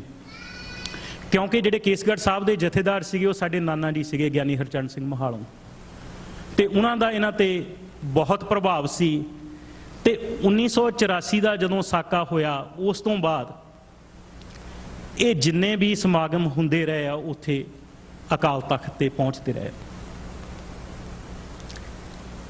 ਤੇ ਜਦੋਂ ਤੁਸੀਂ ਇਹਨਾਂ ਦੀ ਰਿਪੋਰਟ ਵੀ ਦੇਖੋਗੇ, ਅਗਲੀ ਜਿਹੜੀ ਹੈਗੀ ਹੈ ਪੋਸਟਮਾਰਟਮ ਰਿਪੋਰਟ, ਇਹਨਾਂ ਨੂੰ ਵੀ ਅਨਨੋਨ ਲਿਖਿਆ ਗਿਆ ਕਿ ਇਹਨਾਂ ਦਾ ਕੋਈ ਪਤਾ ਨਹੀਂ ਆ, ਇਹਨਾਂ ਦਾ ਜਿਹੜਾ ਐਡਰੈਸ ਆ ਉਹ ਵੀ ਅਨਨੋਨ ਹੈ। ਤੇ ਇਹਨਾਂ ਦੀਆਂ ਵੀ ਛਾਤੀ 'ਚ ਹੀ ਗੋਲੀਆਂ ਵੱਜੀਆਂ ਨੇ, ਉਸੇ ਤਰੀਕੇ ਨਾਲ ਇਹਨਾਂ ਦੀ ਸ਼ਹੀਦੀ ਹੋਈ ਹੈ। ਇੱਥੇ ਇੱਕ ਮੈਂ ਹੋਰ ਜਿਹੜੀ ਗੱਲ ਆ ਥੋੜ੍ਹੀ ਜਿਹੀ ਦੱਸਣੀ ਚਾਹੂੰਗਾ ਕਿ ਜਿਹੜੇ 5 ਸਿੰਘ ਸੀ, ਜਿਹੜੇ 5 ਪਿਆਰੇ ਸੀ, ਉਹਨਾਂ ਦੇ ਵਿੱਚੋਂ ਇੱਕ ਸਿੰਘ ਜਿਹੜੇ ਹੈਗੇ ਨੇ ਉਹ ਅੱਜ ਸਾਡੇ 'ਚ ਹਾਜ਼ਰ ਨੇ, ਤੁਹਾਡੇ ਇੱਥੇ ਨਿਊਯਾਰਕ ਹੀ ਰਹਿੰਦੇ ਨੇ। ਔਰ ਜਦੋਂ ਭਾਈ ਸਾਹਿਬ ਦੇ ਗੋਲੀ ਲੱਗੀ ਆ, ਪਹਿਲੀ ਜਿਹੜੀ ਗੋਲੀ ਆ, ਉਹ ਉਸ ਮੌਕੇ ਦੇ ਗਵਾਹ ਨੇ ਔਰ ਇਹਨਾਂ ਦੇ ਪੱਟਾਂ ਦੇ ਵਿੱਚ ਉਹਨਾਂ ਨੇ ਜਾਨ ਜਿਹੜੀ ਆ ਉਹ ਦਿੱਤੀ ਹੈ। ਤੇ ਕਰਕੇ ਉਹਨਾਂ ਦੀ ਸੰਭਾਲ ਕਰਨ ਲੱਗੇ ਨੇ, ਥੱਲੇ ਬੈਠ ਗਏ, ਇਸ ਕਰਕੇ ਇਹਨਾਂ ਦੇ ਗੋਲੀਆਂ ਨਹੀਂ ਲੱਗੀਆਂ। ਨਹੀਂ ਤਾਂ ਜਿੰਨੀਆਂ ਵੀ ਗੋਲੀਆਂ ਚੱਲੀਆਂ ਉਹ ਜਿੱਥੇ ਆਪਣੇ ਵਾਈਟਲ ਆਰਗਨਸ ਦੇ ਆ, ਜਿਹੜੀ ਵੇਸਟ ਲਾਈਨ ਦੇ ਉੱਪਰ ਹੀ ਲੱਗੀਆਂ ਨੇ। ਤੇ ਇਹ ਭਾਈ ਪ੍ਰਵਿੰਦਰ ਸਿੰਘ ਜਿਹੜੇ ਹੈਗੇ ਆ, ਮੈਂ ਕਹੂੰਗਾ ਵੀ ਇੱਕ ਵਾਰੀ ਸੰਗਤ ਨੂੰ ਉੱਠ ਕੇ ਆਪਣੇ ਦਰਸ਼ਨ ਦੇਣ ਤੇ ਇੱਥੇ ਹਾਜ਼ਰ ਨੇ।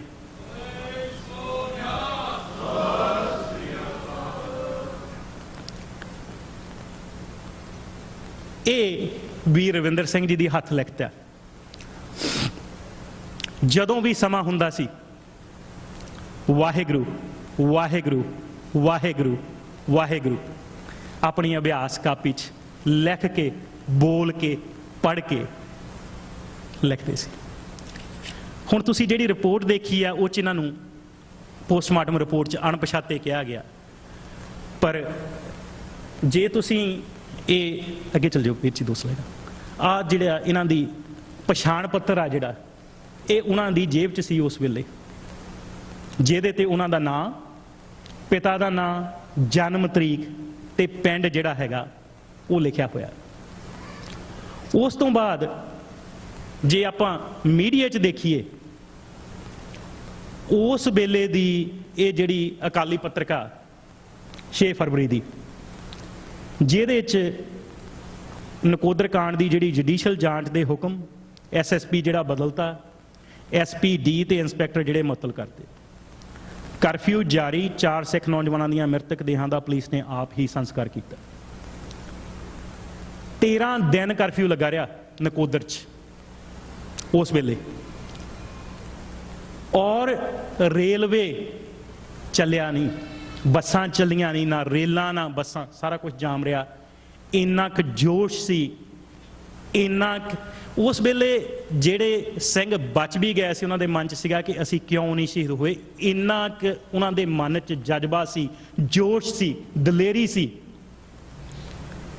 ਔਰ ਉਸ ਤੋਂ ਬਾਅਦ ਜਿਹੜੀ ਤੁਸੀਂ ਅਗਲੀ ਰਿਪੋਰਟ ਦੇਖਦੇ ਹੋ, ਇਹਦੇ 'ਚ ਭਾਈ ਹਰਮਿੰਦਰ ਸਿੰਘ ਜੀ ਦੀ ਤਸਵੀਰ, ਭਾਈ ਰਵਿੰਦਰ ਸਿੰਘ ਜੀ ਦੀ ਤਸਵੀਰ, ਤੇ ਜਿਹੜੇ ਸਿੰਘ ਜਿਹੜੇ ਉਸ ਪੁਲਿਸ ਫਾਇਰਿੰਗ 'ਚ ਜਿਹੜੇ ਕਤਲ ਕੀਤੇ ਗਏ ਆ ਉਹਨਾਂ ਦੇ ਨਾਂ, ਉਹਨਾਂ ਦੇ ਪਤੇ। ਜੇ ਤੁਸੀਂ ਥੱਲੇ ਵਾਲਾ ਹਿੱਸਾ ਇਹਦਾ ਪੜ੍ਹੋ, ਉਹ 'ਚ ਲਿਖਿਆ ਕਿ ਦਰਜਨਾਂ ਮੁੰਡੇ ਅਜੇ ਵੀ ਲਾਪਤਾ, ਗੋਲੀਆਂ ਨਾਲ ਪਸ਼ੂ ਵੀ ਮਾਰੇ ਗਏ। ਕਿੰਨੀ ਕੁ ਜ਼ਾਲਮ ਹੋਊਗੀ ਪੁਲਿਸ ਕਿ ਜਿਹਨੇ ਇਹ ਨਹੀਂ ਦੇਖਿਆ ਕਿ ਮੋਹਰੇ ਕੌਣ ਆ। ਪੁਲਿਸ ਨੇ ਘਰਾਂ 'ਚ ਦਾਖਲ ਹੋ ਕੇ ਗੋਲੀ ਚਲਾਈ।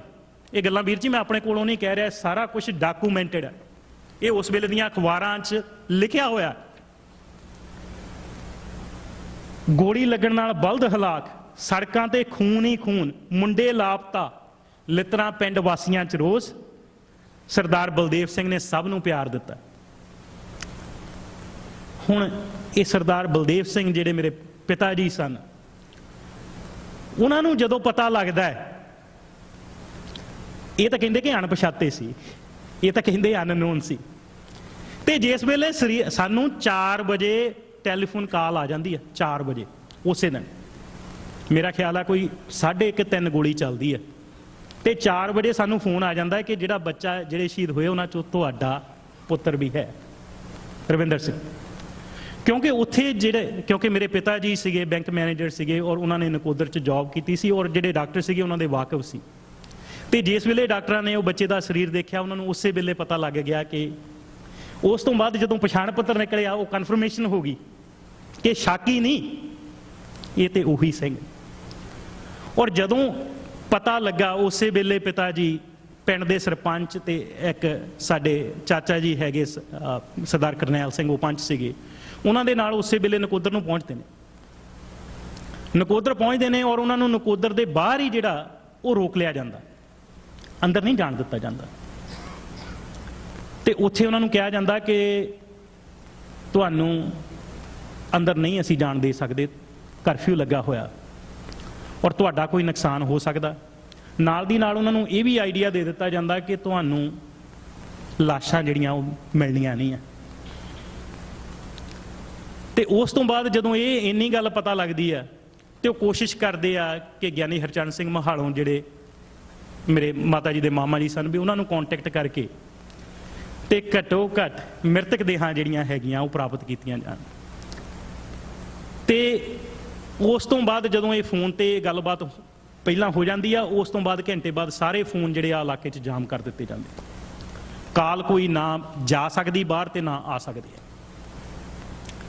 ਤੇ ਉਸ ਤੋਂ ਬਾਅਦ ਉਹ ਕਹਿੰਦੇ ਵੀ ਚਲੋ ਨਕੋਦਰ ਬੰਦ ਹੈਗੇ ਆ, ਜੜਿਆਲੇ ਜਾ ਕੇ ਟਰਾਈ ਕਰ ਲੈਂਦੇ ਆ, ਫਗਵਾੜੇ ਜਾ ਕੇ ਕਰ ਲੈਂਦੇ ਆ। ਰਸਤੇ 'ਚੋਂ ਕਿਤੇ ਉਹ ਫੋਨ ਨਹੀਂ ਹੋਇਆ, ਤੇ ਉਸੇ ਵੇਲੇ ਆਨੰਦਪੁਰ ਸਾਹਿਬ ਜਿਹੜਾ ਹੈਗਾ ਆ, ਡਰਾਈਵ ਕਰਕੇ ਨਕੋਦਰੋਂ ਸਿੱਧੇ ਚਲੇ ਜਾਂਦੇ।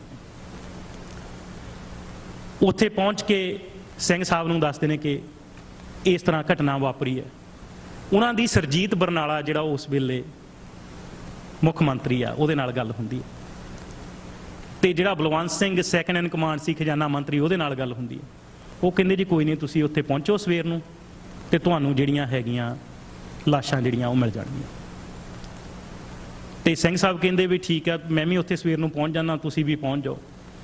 ਤੇ ਪਿਤਾ ਜੀ ਫਿਰ ਵਾਪਸ ਤਿੰਨੇ ਜਾਣੇ ਇਹ ਜੀਪ ਲੈ ਕੇ ਪਿੰਡ ਨੂੰ ਆ ਜਾਂਦੇ ਨੇ। ਪਿੰਡ ਸਾਰੇ ਦਾ ਸਾਰਾ ਉਸ ਦਿਨ ਸਾਡੇ ਘਰ ਬੈਠਾ, ਔਰ ਉੱਥੇ ਆਣ ਕੇ ਦੱਸਦੇ ਨੇ ਕਿ ਇਦਾਂ ਇਦਾਂ ਵੀ ਸਵੇਰ ਨੂੰ ਦੁਬਾਰਾ ਫੇਰ ਜਾਣਾ ਪੈਣਾ, ਕਿ ਸਵੇਰ ਨੂੰ ਆਪਾਂ ਜਾ ਕੇ ਜਿਹੜੀਆਂ ਹੈਗੀਆਂ ਲਾਸ਼ਾਂ ਪ੍ਰਾਪਤ ਕਰਾਂਗੇ। ਤੇ ਪਿੰਡ ਅਗਲਾ ਸਾਰਾ ਦਿਨ, ਅਗਲੇ ਦਿਨ ਜਿਹੜਾ ਪਿੰਡ ਉਹ ਉਡੀਕ ਰਿਹਾ ਵੀ ਉਹ ਲੈ ਕੇ ਆਉਣਗੇ ਤੇ ਆਪਾਂ ਲਾਸ਼ਾਂ ਦਾ ਸੰਸਕਾਰ ਕਰਾਂਗੇ। ਅਗਲੇ ਦਿਨ ਜਦੋਂ ਸਵੇਰ ਨੂੰ ਫੇਰ ਜਾਂਦੇ ਨੇ ਤੇ ਉੱਥੇ ਫੇਰ ਰੋਕ ਲਿਆ ਜਾਂਦਾ ਕਿ ਨਹੀਂ, ਤੁਸੀਂ ਅੰਦਰ ਨਹੀਂ ਜਾ ਸਕਦੇ। ਤੇ ਉਹ ਜਿਹੜੇ ਸਾਡੇ ਪਿੰਡ ਦੇ ਸਰਪੰਚ ਸੀ, ਉਹ ਬਹੁਤ ਕਲੋਜ਼ ਸੀ ਇਹ ਜਿਹੜਾ DSP ਸੀ, ਕਰਕੇ ਉਹਨਾਂ ਦਾ ਉੱਥੇ ਹੋਟਲ ਸੀਗਾ, ਤੇ ਉੱਥੇ ਪੁਲਿਸ ਵਾਲੇ ਖਾਣ ਪੀਣ ਆਉਂਦੇ ਸੀ।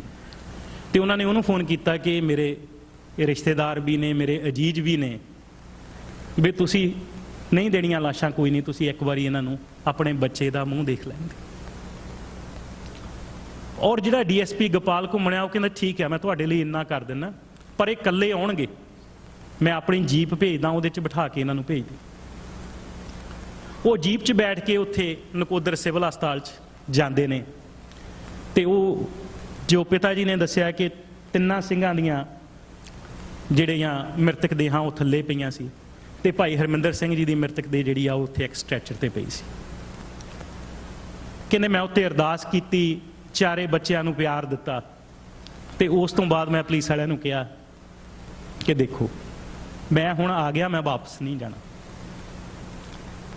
ਮੈਂ ਇਹਨਾਂ ਬੱਚਿਆਂ ਦੀਆਂ ਲਾਸ਼ਾਂ ਮੈਂ ਆਪੇ ਪ੍ਰਬੰਧ ਕਰੂੰਗਾ, ਪਿੰਡੋਂ ਪਿੰਡ ਪਹੁੰਚਾਊਂਗਾ, ਸਾਨੂੰ ਅੰਤਮ ਸੰਸਕਾਰ ਕਰ ਲੈਣ ਦਿਓ ਆਪਣੇ ਬੱਚਿਆਂ ਦਾ। ਤੁਸੀਂ ਜੋ ਕਰਨਾ ਸੀ ਕਰ ਲਿਆ, ਪਰ ਸਾਡੇ ਕੋਲ ਸਾਡਾ ਇਹ ਹੱਕ ਨਾ ਖੋ, ਸਾਨੂੰ ਇੰਨਾ ਕੁ ਹੱਕ ਦਿਓ ਕਿ ਅਸੀਂ ਆਪਣੇ ਬੱਚਿਆਂ ਦਾ ਅੰਤਮ ਸੰਸਕਾਰ ਕਰ ਸਕੀਏ। ਤੇ ਉਹ ਕਹਿੰਦਾ ਮੇਰੀ ਮਜਬੂਰੀ ਆ, ਮੇਰੀ ਨੌਕਰੀ ਆ। ਔਰ ਉਹਨੇ ਵਾਅਦਾ ਲਿਆ ਸੀ ਉੱਥੇ ਲਿਜਾਣ ਤੋਂ ਪਹਿਲਾਂ ਕਿ ਤੁਸੀਂ ਮੇਰਾ ਨਾਂ ਜਿੰਨੀ ਦੇਰ ਤੱਕ ਮੈਂ ਜਿਉਂਦਾ ਉਹ ਲੈਣਾ ਨਹੀਂ, ਕਿ ਮੈਂ ਤੁਹਾਨੂੰ ਅੰਦਰ ਆਉਣ ਦਿੱਤਾ ਸੀ। ਪਰ ਪਿਤਾ ਜੀ ਕਹਿੰਦੇ ਕਿ ਨਹੀਂ, ਮੈਂ ਹੁਣ ਇੱਥੋਂ ਨਹੀਂ ਜਾਊਂਗਾ। ਮੈਂ ਨਹੀਂ ਕਹਿੰਦਾ ਮੈਨੂੰ ਕੌਣ ਲੈ ਕੇ ਆ, ਪਰ ਮੈਂ ਅੰਦਰ ਆ ਗਿਆ, ਮੈਂ ਹੁਣ ਵਾਪਸ ਨਹੀਂ ਜਾਣਾ। ਜਦੋਂ ਉਹਨਾਂ ਨੇ ਦੇਖਿਆ ਕਿ ਗੱਲ ਵਿਗੜਦੀ ਹੈ, ਜਾਣ ਨਹੀਂ ਰਿਹਾ, ਉਹਨਾਂ ਨੂੰ ਕਹਿੰਦੇ ਕਿ ਇਦਾਂ ਕਰੋ ਵੀ ਠੀਕ ਹੈ, ਤੁਸੀਂ ਥਾਣੇ 'ਚ ਜਾਓ, ਉੱਥੋਂ SHO ਕੋਲ ਲਿਖਾ ਲਿਆਓ ਤੇ ਕੋਈ ਗੱਲ ਨਹੀਂ, ਆਪਾਂ ਤੁਹਾਨੂੰ ਜਿਹੜੀ ਹੈਗੀ ਆ ਮ੍ਰਿਤਕ ਦੇਹਾਂ ਦੇ ਦਿੰਦੇ ਹਾਂ। ਉਸ ਤੋਂ ਬਾਅਦ ਪਿਤਾ ਜੀ ਨਕੋਦਰ ਸਿਵਲ ਹਸਪਤਾਲ ਤੋਂ ਨਕੋਦਰ ਥਾਣੇ 'ਚ ਚਲੇ ਗਏ, ਕੋਈ 15-20 ਮਿੰਟ ਦਾ ਤੁਰ ਕੇ ਰਸਤਾ। ਉੱਥੇ ਜਾ ਕੇ ਮਗਰੋਂ ਇਹਨਾਂ ਨੇ ਕੀ ਕੀਤਾ ਕਿ CRP ਦੇ ਟਰਾਲੇ 'ਚ 4 ਸਿੰਘਾਂ ਦੀਆਂ ਜਿਹੜੀਆਂ ਸੀਗੀਆਂ ਮ੍ਰਿਤਕ ਦੇਹਾਂ ਰੱਖ ਕੇ ਉਹਨੂੰ ਲਾਸ਼ ਕਰ ਲੈ ਗਏ ਸੰਸਕਾਰ ਕਰਨ ਲਈ। ਉਸ ਤੋਂ ਬਾਅਦ ਜਿਹੜਾ ਹੈਗਾ ਪਿਤਾ ਜੀ ਉੱਥੇ ਹੀ ਰਹੇ, ਉਹ ਕਹਿੰਦੇ ਵੀ ਮੈਂ ਨਹੀਂ ਜਾਣਾ। ਤੇ ਜਦੋਂ ਉਹਨਾਂ ਨੇ ਪੁਲਿਸ ਨੇ ਆਪਣਾ ਕੰਮ ਕਰ ਲਿਆ, ਜਦੋਂ ਉਹਨਾਂ ਨੇ ਸਿੰਘਾਂ ਦਾ ਅੰਤਮ ਸੰਸਕਾਰ ਕਰ ਦਿੱਤਾ ਤੇ ਜਿਹੜੇ ਇਲਾਕੇ ਦਾ MLA ਸੀ ਉਹਨੂੰ ਵੀ ਬਾਹਰ ਰੁਕਿਆ ਹੋਇਆ ਸੀ, ਸਰਜੀਤ ਮਨਹਾਸ ਜਿਹੜਾ ਉਸ ਵੇਲੇ ਸਪੀਕਰ ਸੀਗਾ ਅਸੈਂਬਲੀ ਦਾ, ਉਹਨਾਂ ਨੂੰ ਵੀ ਬਾਹਰ ਰੋਕਿਆ ਹੋਇਆ ਸੀ। ਥੰਮਣਵਾਲ ਸੁਰਿੰਦਰਪਾਲ MLA ਜਿਹੜਾ ਸੀ ਉਹਨੂੰ ਵੀ ਬਾਹਰ ਰੋਕਿਆ ਹੋਇਆ ਸੀ। ਹੋਰ ਵੀ ਬਹੁਤ ਸੰਗਤਾਂ ਸੀ ਜਿਨ੍ਹਾਂ ਨੂੰ ਬਾਹਰ ਰੋਕਿਆ ਸੀ। ਉਹਨਾਂ ਸਾਰਿਆਂ ਨੂੰ ਅੰਦਰ ਆ ਲੈਣ ਦਿੱਤਾ। ਉਹ ਸਾਰੇ ਅੰਦਰ ਆਣ ਕੇ ਫਿਰ ਜਿੱਥੇ ਪਿਤਾ ਜੀ ਬੈਠੇ ਸੀਗੇ ਮੋਹਰੇ ਥਾਣੇ ਦੇ, ਉੱਥੇ ਨਾਲ ਹੀ ਸਿੰਘ ਸਾਹਿਬ ਵੀ ਬਹਿ ਗਏ। ਉਹਨਾਂ ਦੇ ਪਤਨੀ ਜਿਹੜੀ ਸੀਗੀ ਮਾਮੀ ਜੀ ਅਵਤਾਰ ਕੌਰ, ਉਹ ਵੀ ਨਾਲ ਸੀ, ਉਹ ਵੀ ਉੱਥੇ ਬੈਠ ਕੇ, ਜਿਹੜੇ MLA ਸੀ ਉਹ ਵੀ ਉੱਥੇ ਬੈਠ ਗਏ। ਔਰ ਉਸ ਵੇਲੇ ਮੰਗ ਇਹ ਕੀਤੀ ਵੀ ਜਿਹੜਾ ਇਹਦੀ ਜਿਹੜੀ ਹੈਗੀ ਅਦਾਲਤੀ ਜਾਂਚ ਜਿਹੜੀ ਹੈਗੀ ਆ ਉਹ ਕੀਤੀ ਜਾਵੇ, ਜਿਹੜੇ ਪੁਲਿਸ ਆਫੀਸਰ ਜਿਹੜੇ ਹੈਗੇ ਆ ਉਹਨਾਂ ਨੂੰ ਜਿਹੜਾ ਹੈਗਾ ਬਰਖਾਸਤ ਕੀਤਾ ਜਾਵੇ। ਪਰ ਜਿਵੇਂ ਤੁਸੀਂ ਦੇਖਿਆ SP ਸਮੇਤ 3 ਪੁਲਿਸ ਅਫਸਰ ਮੁਅੱਤਲ, ਸਸਪੈਂਡ ਕੀਤੇ, ਸਿਰਫ ਕਿਸੇ ਦੀ ਟਰਮੀਨੇਸ਼ਨ ਨਹੀਂ ਹੋਈ। ਤੇ ਜਿਹੜੇ 1-2 ਹੋਰ ਸੀ ਉਹਨਾਂ ਦੀਆਂ ਬਦਲੀਆਂ ਕਰਤੀਆਂ ਤੇ ਅਦਾਲਤੀ ਜਾਂਚ ਦੇ ਹੁਕਮ ਦੇ ਦਿੱਤੇ ਉਸ ਵੇਲੇ। ਉਸ ਤੋਂ ਬਾਅਦ 8 ਫਰਵਰੀ ਨੂੰ ਜਿਹੜਾ ਤੁਸੀਂ ਦੇਖਦੇ ਹੋ ਜਿਵੇਂ ਬਈ ਕਾਲਾ ਦਿਵਸ ਮਨਾਉਣ ਦਾ ਫੈਡਰੇਸ਼ਨ ਨੇ ਸੱਦਾ ਦਿੱਤਾ ਸੀ। ਫੈਡਰੇਸ਼ਨ ਨੇ ਜਿਹੜੀ ਅਦਾਲਤੀ ਜਾਂਚ ਆ ਉਹਦਾ ਬਾਈਕਾਟ ਕੀਤਾ ਸੀ। ਫੈਡਰੇਸ਼ਨ ਦੇ ਜਿਹੜੇ ਵੀਰ ਉਸ ਦਿਨ ਆਏ ਸੀ ਸਾਡੇ ਕੋਲ, ਉਹ ਕਹਿੰਦੇ ਕਿ ਅਦਾਲਤੀ ਜਾਂਚ ਜਿਹੜੀ ਆ ਇਹ ਸਿਰਫ ਅੱਖਾਂ ਪੂੰਝਣ ਦੀ ਕਾਰਵਾਈ ਆ, ਕੁਛ ਨਹੀਂ ਮਿਲਣਾ ਆਪਾਂ ਨੂੰ ਇਹਦੇ ਚੋਂ। ਉਹ ਕਹਿੰਦੇ ਜੇ ਸਰਕਾਰ ਸਹਿਰਦਿਆ ਹੈ ਤੇ ਇਹਨਾਂ ਨੂੰ ਟਰਮੀਨੇਟ ਕਰੇ, ਇਹਨਾਂ ਨੂੰ ਅਰੈਸਟ ਕਰੇ ਤੇ ਇਹ ਅੰਦਰ ਹੋਣ, ਫੇਰ ਜਿਹੜੀ ਹੈਗੀ ਆ ਇਹਨਾਂ ਤੇ ਮੁਕੱਦਮੇ ਚੱਲਣ ਕਤਲ ਦੇ ਔਰ ਇਹਦੀ ਪੂਰੀ ਜਾਂਚ ਹੋਵੇ। ਪਰ ਉਹ ਨਹੀਂ ਹੋਇਆ। ਜਿਹੜੀ ਅਦਾਲਤੀ ਜਾਂਚ ਸੀਗੀ, ਅੱਛਾ ਇੱਕ ਜਿਹੜੀ ਰਿਪੋਰਟ ਇੱਕ ਹੋਰ ਜਿਹੜੀ ਹੈਗੀ ਆ ਪ੍ਰੈਸ ਰਿਪੋਰਟ, ਇਹ 'ਚ ਜੇ ਤੁਸੀਂ ਜਿਹੜਾ ਹਾਈਲਾਈਟ ਯੈਲੋ ਹਾਈਲਾਈਟ ਮੈਂ ਕੀਤਾ ਹੋਇਆ, ਇਹ ਰੌਬਰਟ ਮਹੋਨੀ ਰਿਊਟਰਸ ਦਾ ਬਹੁਤ ਤਕੜਾ ਪ੍ਰੈਸ ਰਿਪੋਰਟਰ ਆ। ਇਹਨੇ ਇਹ ਰਿਪੋਰਟ ਜਿਹੜੀ ਆ ਭੇਜੀ ਆ ਉਹਨਾਂ ਡੇਟਾਂ 'ਚ, ਉਹ 'ਚ ਲਿਖਿਆ ਕੀ ਆ, police shoot 3 militant sex student in Punjab, Sikh rally and temple, police blame extremist for 2 deaths. ਤੁਸੀਂ ਦੇਖੋ ਵੀ ਸਾਡੇ ਲਈ ਕਿਹੜੇ ਅਲਫਾਜ਼ ਜੂਝੇ ਇਹਨਾਂ ਵਰਤੇ ਆ 1986 ਚ, ਜਦ ਕਿ ਇਹ ਸਿੱਖ ਸਟੂਡੈਂਟ ਫੈਡਰੇਸ਼ਨ ਦੇ ਮੈਂਬਰ ਸੀ, ਕਿਸੇ ਖਾੜਕੂ ਜਥੇਬੰਦੀ ਨਾਲ ਕੋਈ ਸੰਬੰਧ ਨਹੀਂ ਸੀ, ਕੋਈ ਹਥਿਆਰ ਨਹੀਂ ਸੀ, ਨਿਹੱਥੇ ਸੀ ਤੇ ਸਤਨਾਮ ਵਾਹਿਗੁਰੂ ਦਾ ਜਾਪ ਕਰ ਰਿਹਾ, ਗੁਰੂ ਗ੍ਰੰਥ ਸਾਹਿਬ ਦੇ ਆਦਬ ਸਤਿਕਾਰ ਭੰਗ ਹੋਣ ਦੇ ਵੇ ਤੇ ਸਾਨੂੰ ਮਾਰਕ ਕੀ ਕੀਤਾ ਜਾਂਦਾ ਤੇ ਕੌਣ ਕਰਾਉਂਦਾ ਸੀਗਾ? ਉਸ ਵੇਲੇ ਦੀਆਂ ਜਿਹੜੀਆਂ ਏਜੰਸੀਆਂ ਸੀਗੀਆਂ ਉਹ ਕਰਵਾਉਣੀਆਂ ਸੀ। ਇਸ ਤੋਂ ਬਾਅਦ ਆ ਜਿਹੜੀ ਅਗਲੀ ਰਿਪੋਰਟ ਆ ਇਹ ਤੇ ਮੁਕੱਦਮਾ ਨੰਬਰ 54 ਮਿਤੀ 4 ਫਰਵਰੀ 86 ਜਿਹੜਾ ਉੱਪਰ ਲਿਖਿਆ ਹੈ। ਮੁਕੱਦਮਾ ਕੀ ਸੀ ਕਿ ਉਲਟਾ ਸਿੰਘਾਂ ਤੇ ਹੀ ਮੁਕੱਦਮਾ ਪਾਇਆ ਕਿ ਇਹਨਾਂ ਨੇ ਕਾਨੂੰਨ ਭੰਗ ਕੀਤਾ ਹੈ। ਪੁਲਿਸ ਨੂੰ ਜਿਹੜਾ ਸੀਗਾ ਇਹਨਾਂ ਤੋਂ ਆਪਣੀ ਜਾਨ ਦਾ ਖਤਰਾ ਸੀ, ਨਿਹੱਥਿਆਂ ਤੋਂ। ਇਹਨਾਂ ਦੇ ਕੋਲ ਸਟੇਨ ਗੰਨਾਂ ਨੇ, ਮਸ਼ੀਨ ਗੰਨਾਂ ਨੇ, ਸਭ ਗੰਨਾਂ ਨੇ, ਉਹ ਨਿਹੱਥੇ ਨੇ, ਉਹਨਾਂ ਤੋਂ ਖਤਰਾ ਸੀ। ਤੇ ਇਸ ਕਰਕੇ ਜਿਹੜਾ ਪੋਸਟਮਾਰਟਮ ਆ ਨਾ, ਇਹਨੂੰ ਕਰਾਉਣ ਦੀ ਇਜਾਜ਼ਤ ਜਿਹੜੀ ਆ ਉਹ ਰਾਤ ਨੂੰ ਦਿੱਤੀ ਜਾਵੇ। ਤੇ ਇਹ ਜਿਹੜੇ ਆਰਡਰ ਨੇ ਇਹਨਾਂ ਤੇ ADC ਗੁਰੂ ਦੇ ਤੇ ਡਿਸਟ੍ਰਿਕਟ ਮੈਜਿਸਟ੍ਰੇਟ ਦੇ ਉਸ ਵੇਲੇ ਦੇ ਇਹਨਾਂ ਦੇ ਸਾਈਨ ਨੇ। ਔਰ ਇਹਦੇ ਚ ਜੋ ਲਿਖਿਆ ਹੋਇਆ ਡਿਸਟ੍ਰਿਕਟ ਮੈਜਿਸਟ੍ਰੇਟ ਦਾ, ਉਹ ਕਹਿੰਦਾ in view of tense law and order situation there is urgency postmortem is therefore allowed to be conducted at midnight। So ਜਿਹੜੇ ਪੋਸਟਮਾਰਟਮ ਵੀ ਆ ਉਹ ਅੱਧੀ ਰਾਤ ਤੋਂ ਬਾਅਦ ਕੀਤੇ ਗਏ, ਜਦਕਿ ਭਾਰਤ ਦਾ ਜਿਹੜਾ ਸੰਵਿਧਾਨ ਆ ਉਹ ਕਹਿੰਦਾ ਕਿ ਸੂਰਜ ਛਿਪਣ ਤੋਂ ਬਾਅਦ ਤੇ ਸੂਰਜ ਚੜ੍ਹਨ ਤੋਂ ਪਹਿਲਾਂ ਪੋਸਟਮਾਰਟਮ ਨਹੀਂ ਕੀਤਾ ਜਾ ਸਕਦਾ। ਪਰ ਉਹ ਸਾਰੇ ਕਾਨੂੰਨ ਛਿੱਕੇ ਟੰਗ ਕੇ ਇਹਨਾਂ ਦਾ ਜਿਹੜਾ ਪੋਸਟਮਾਰਟਮ ਆ ਉਹ ਵੀ ਰਾਤ ਨੂੰ ਕੀਤਾ ਗਿਆ।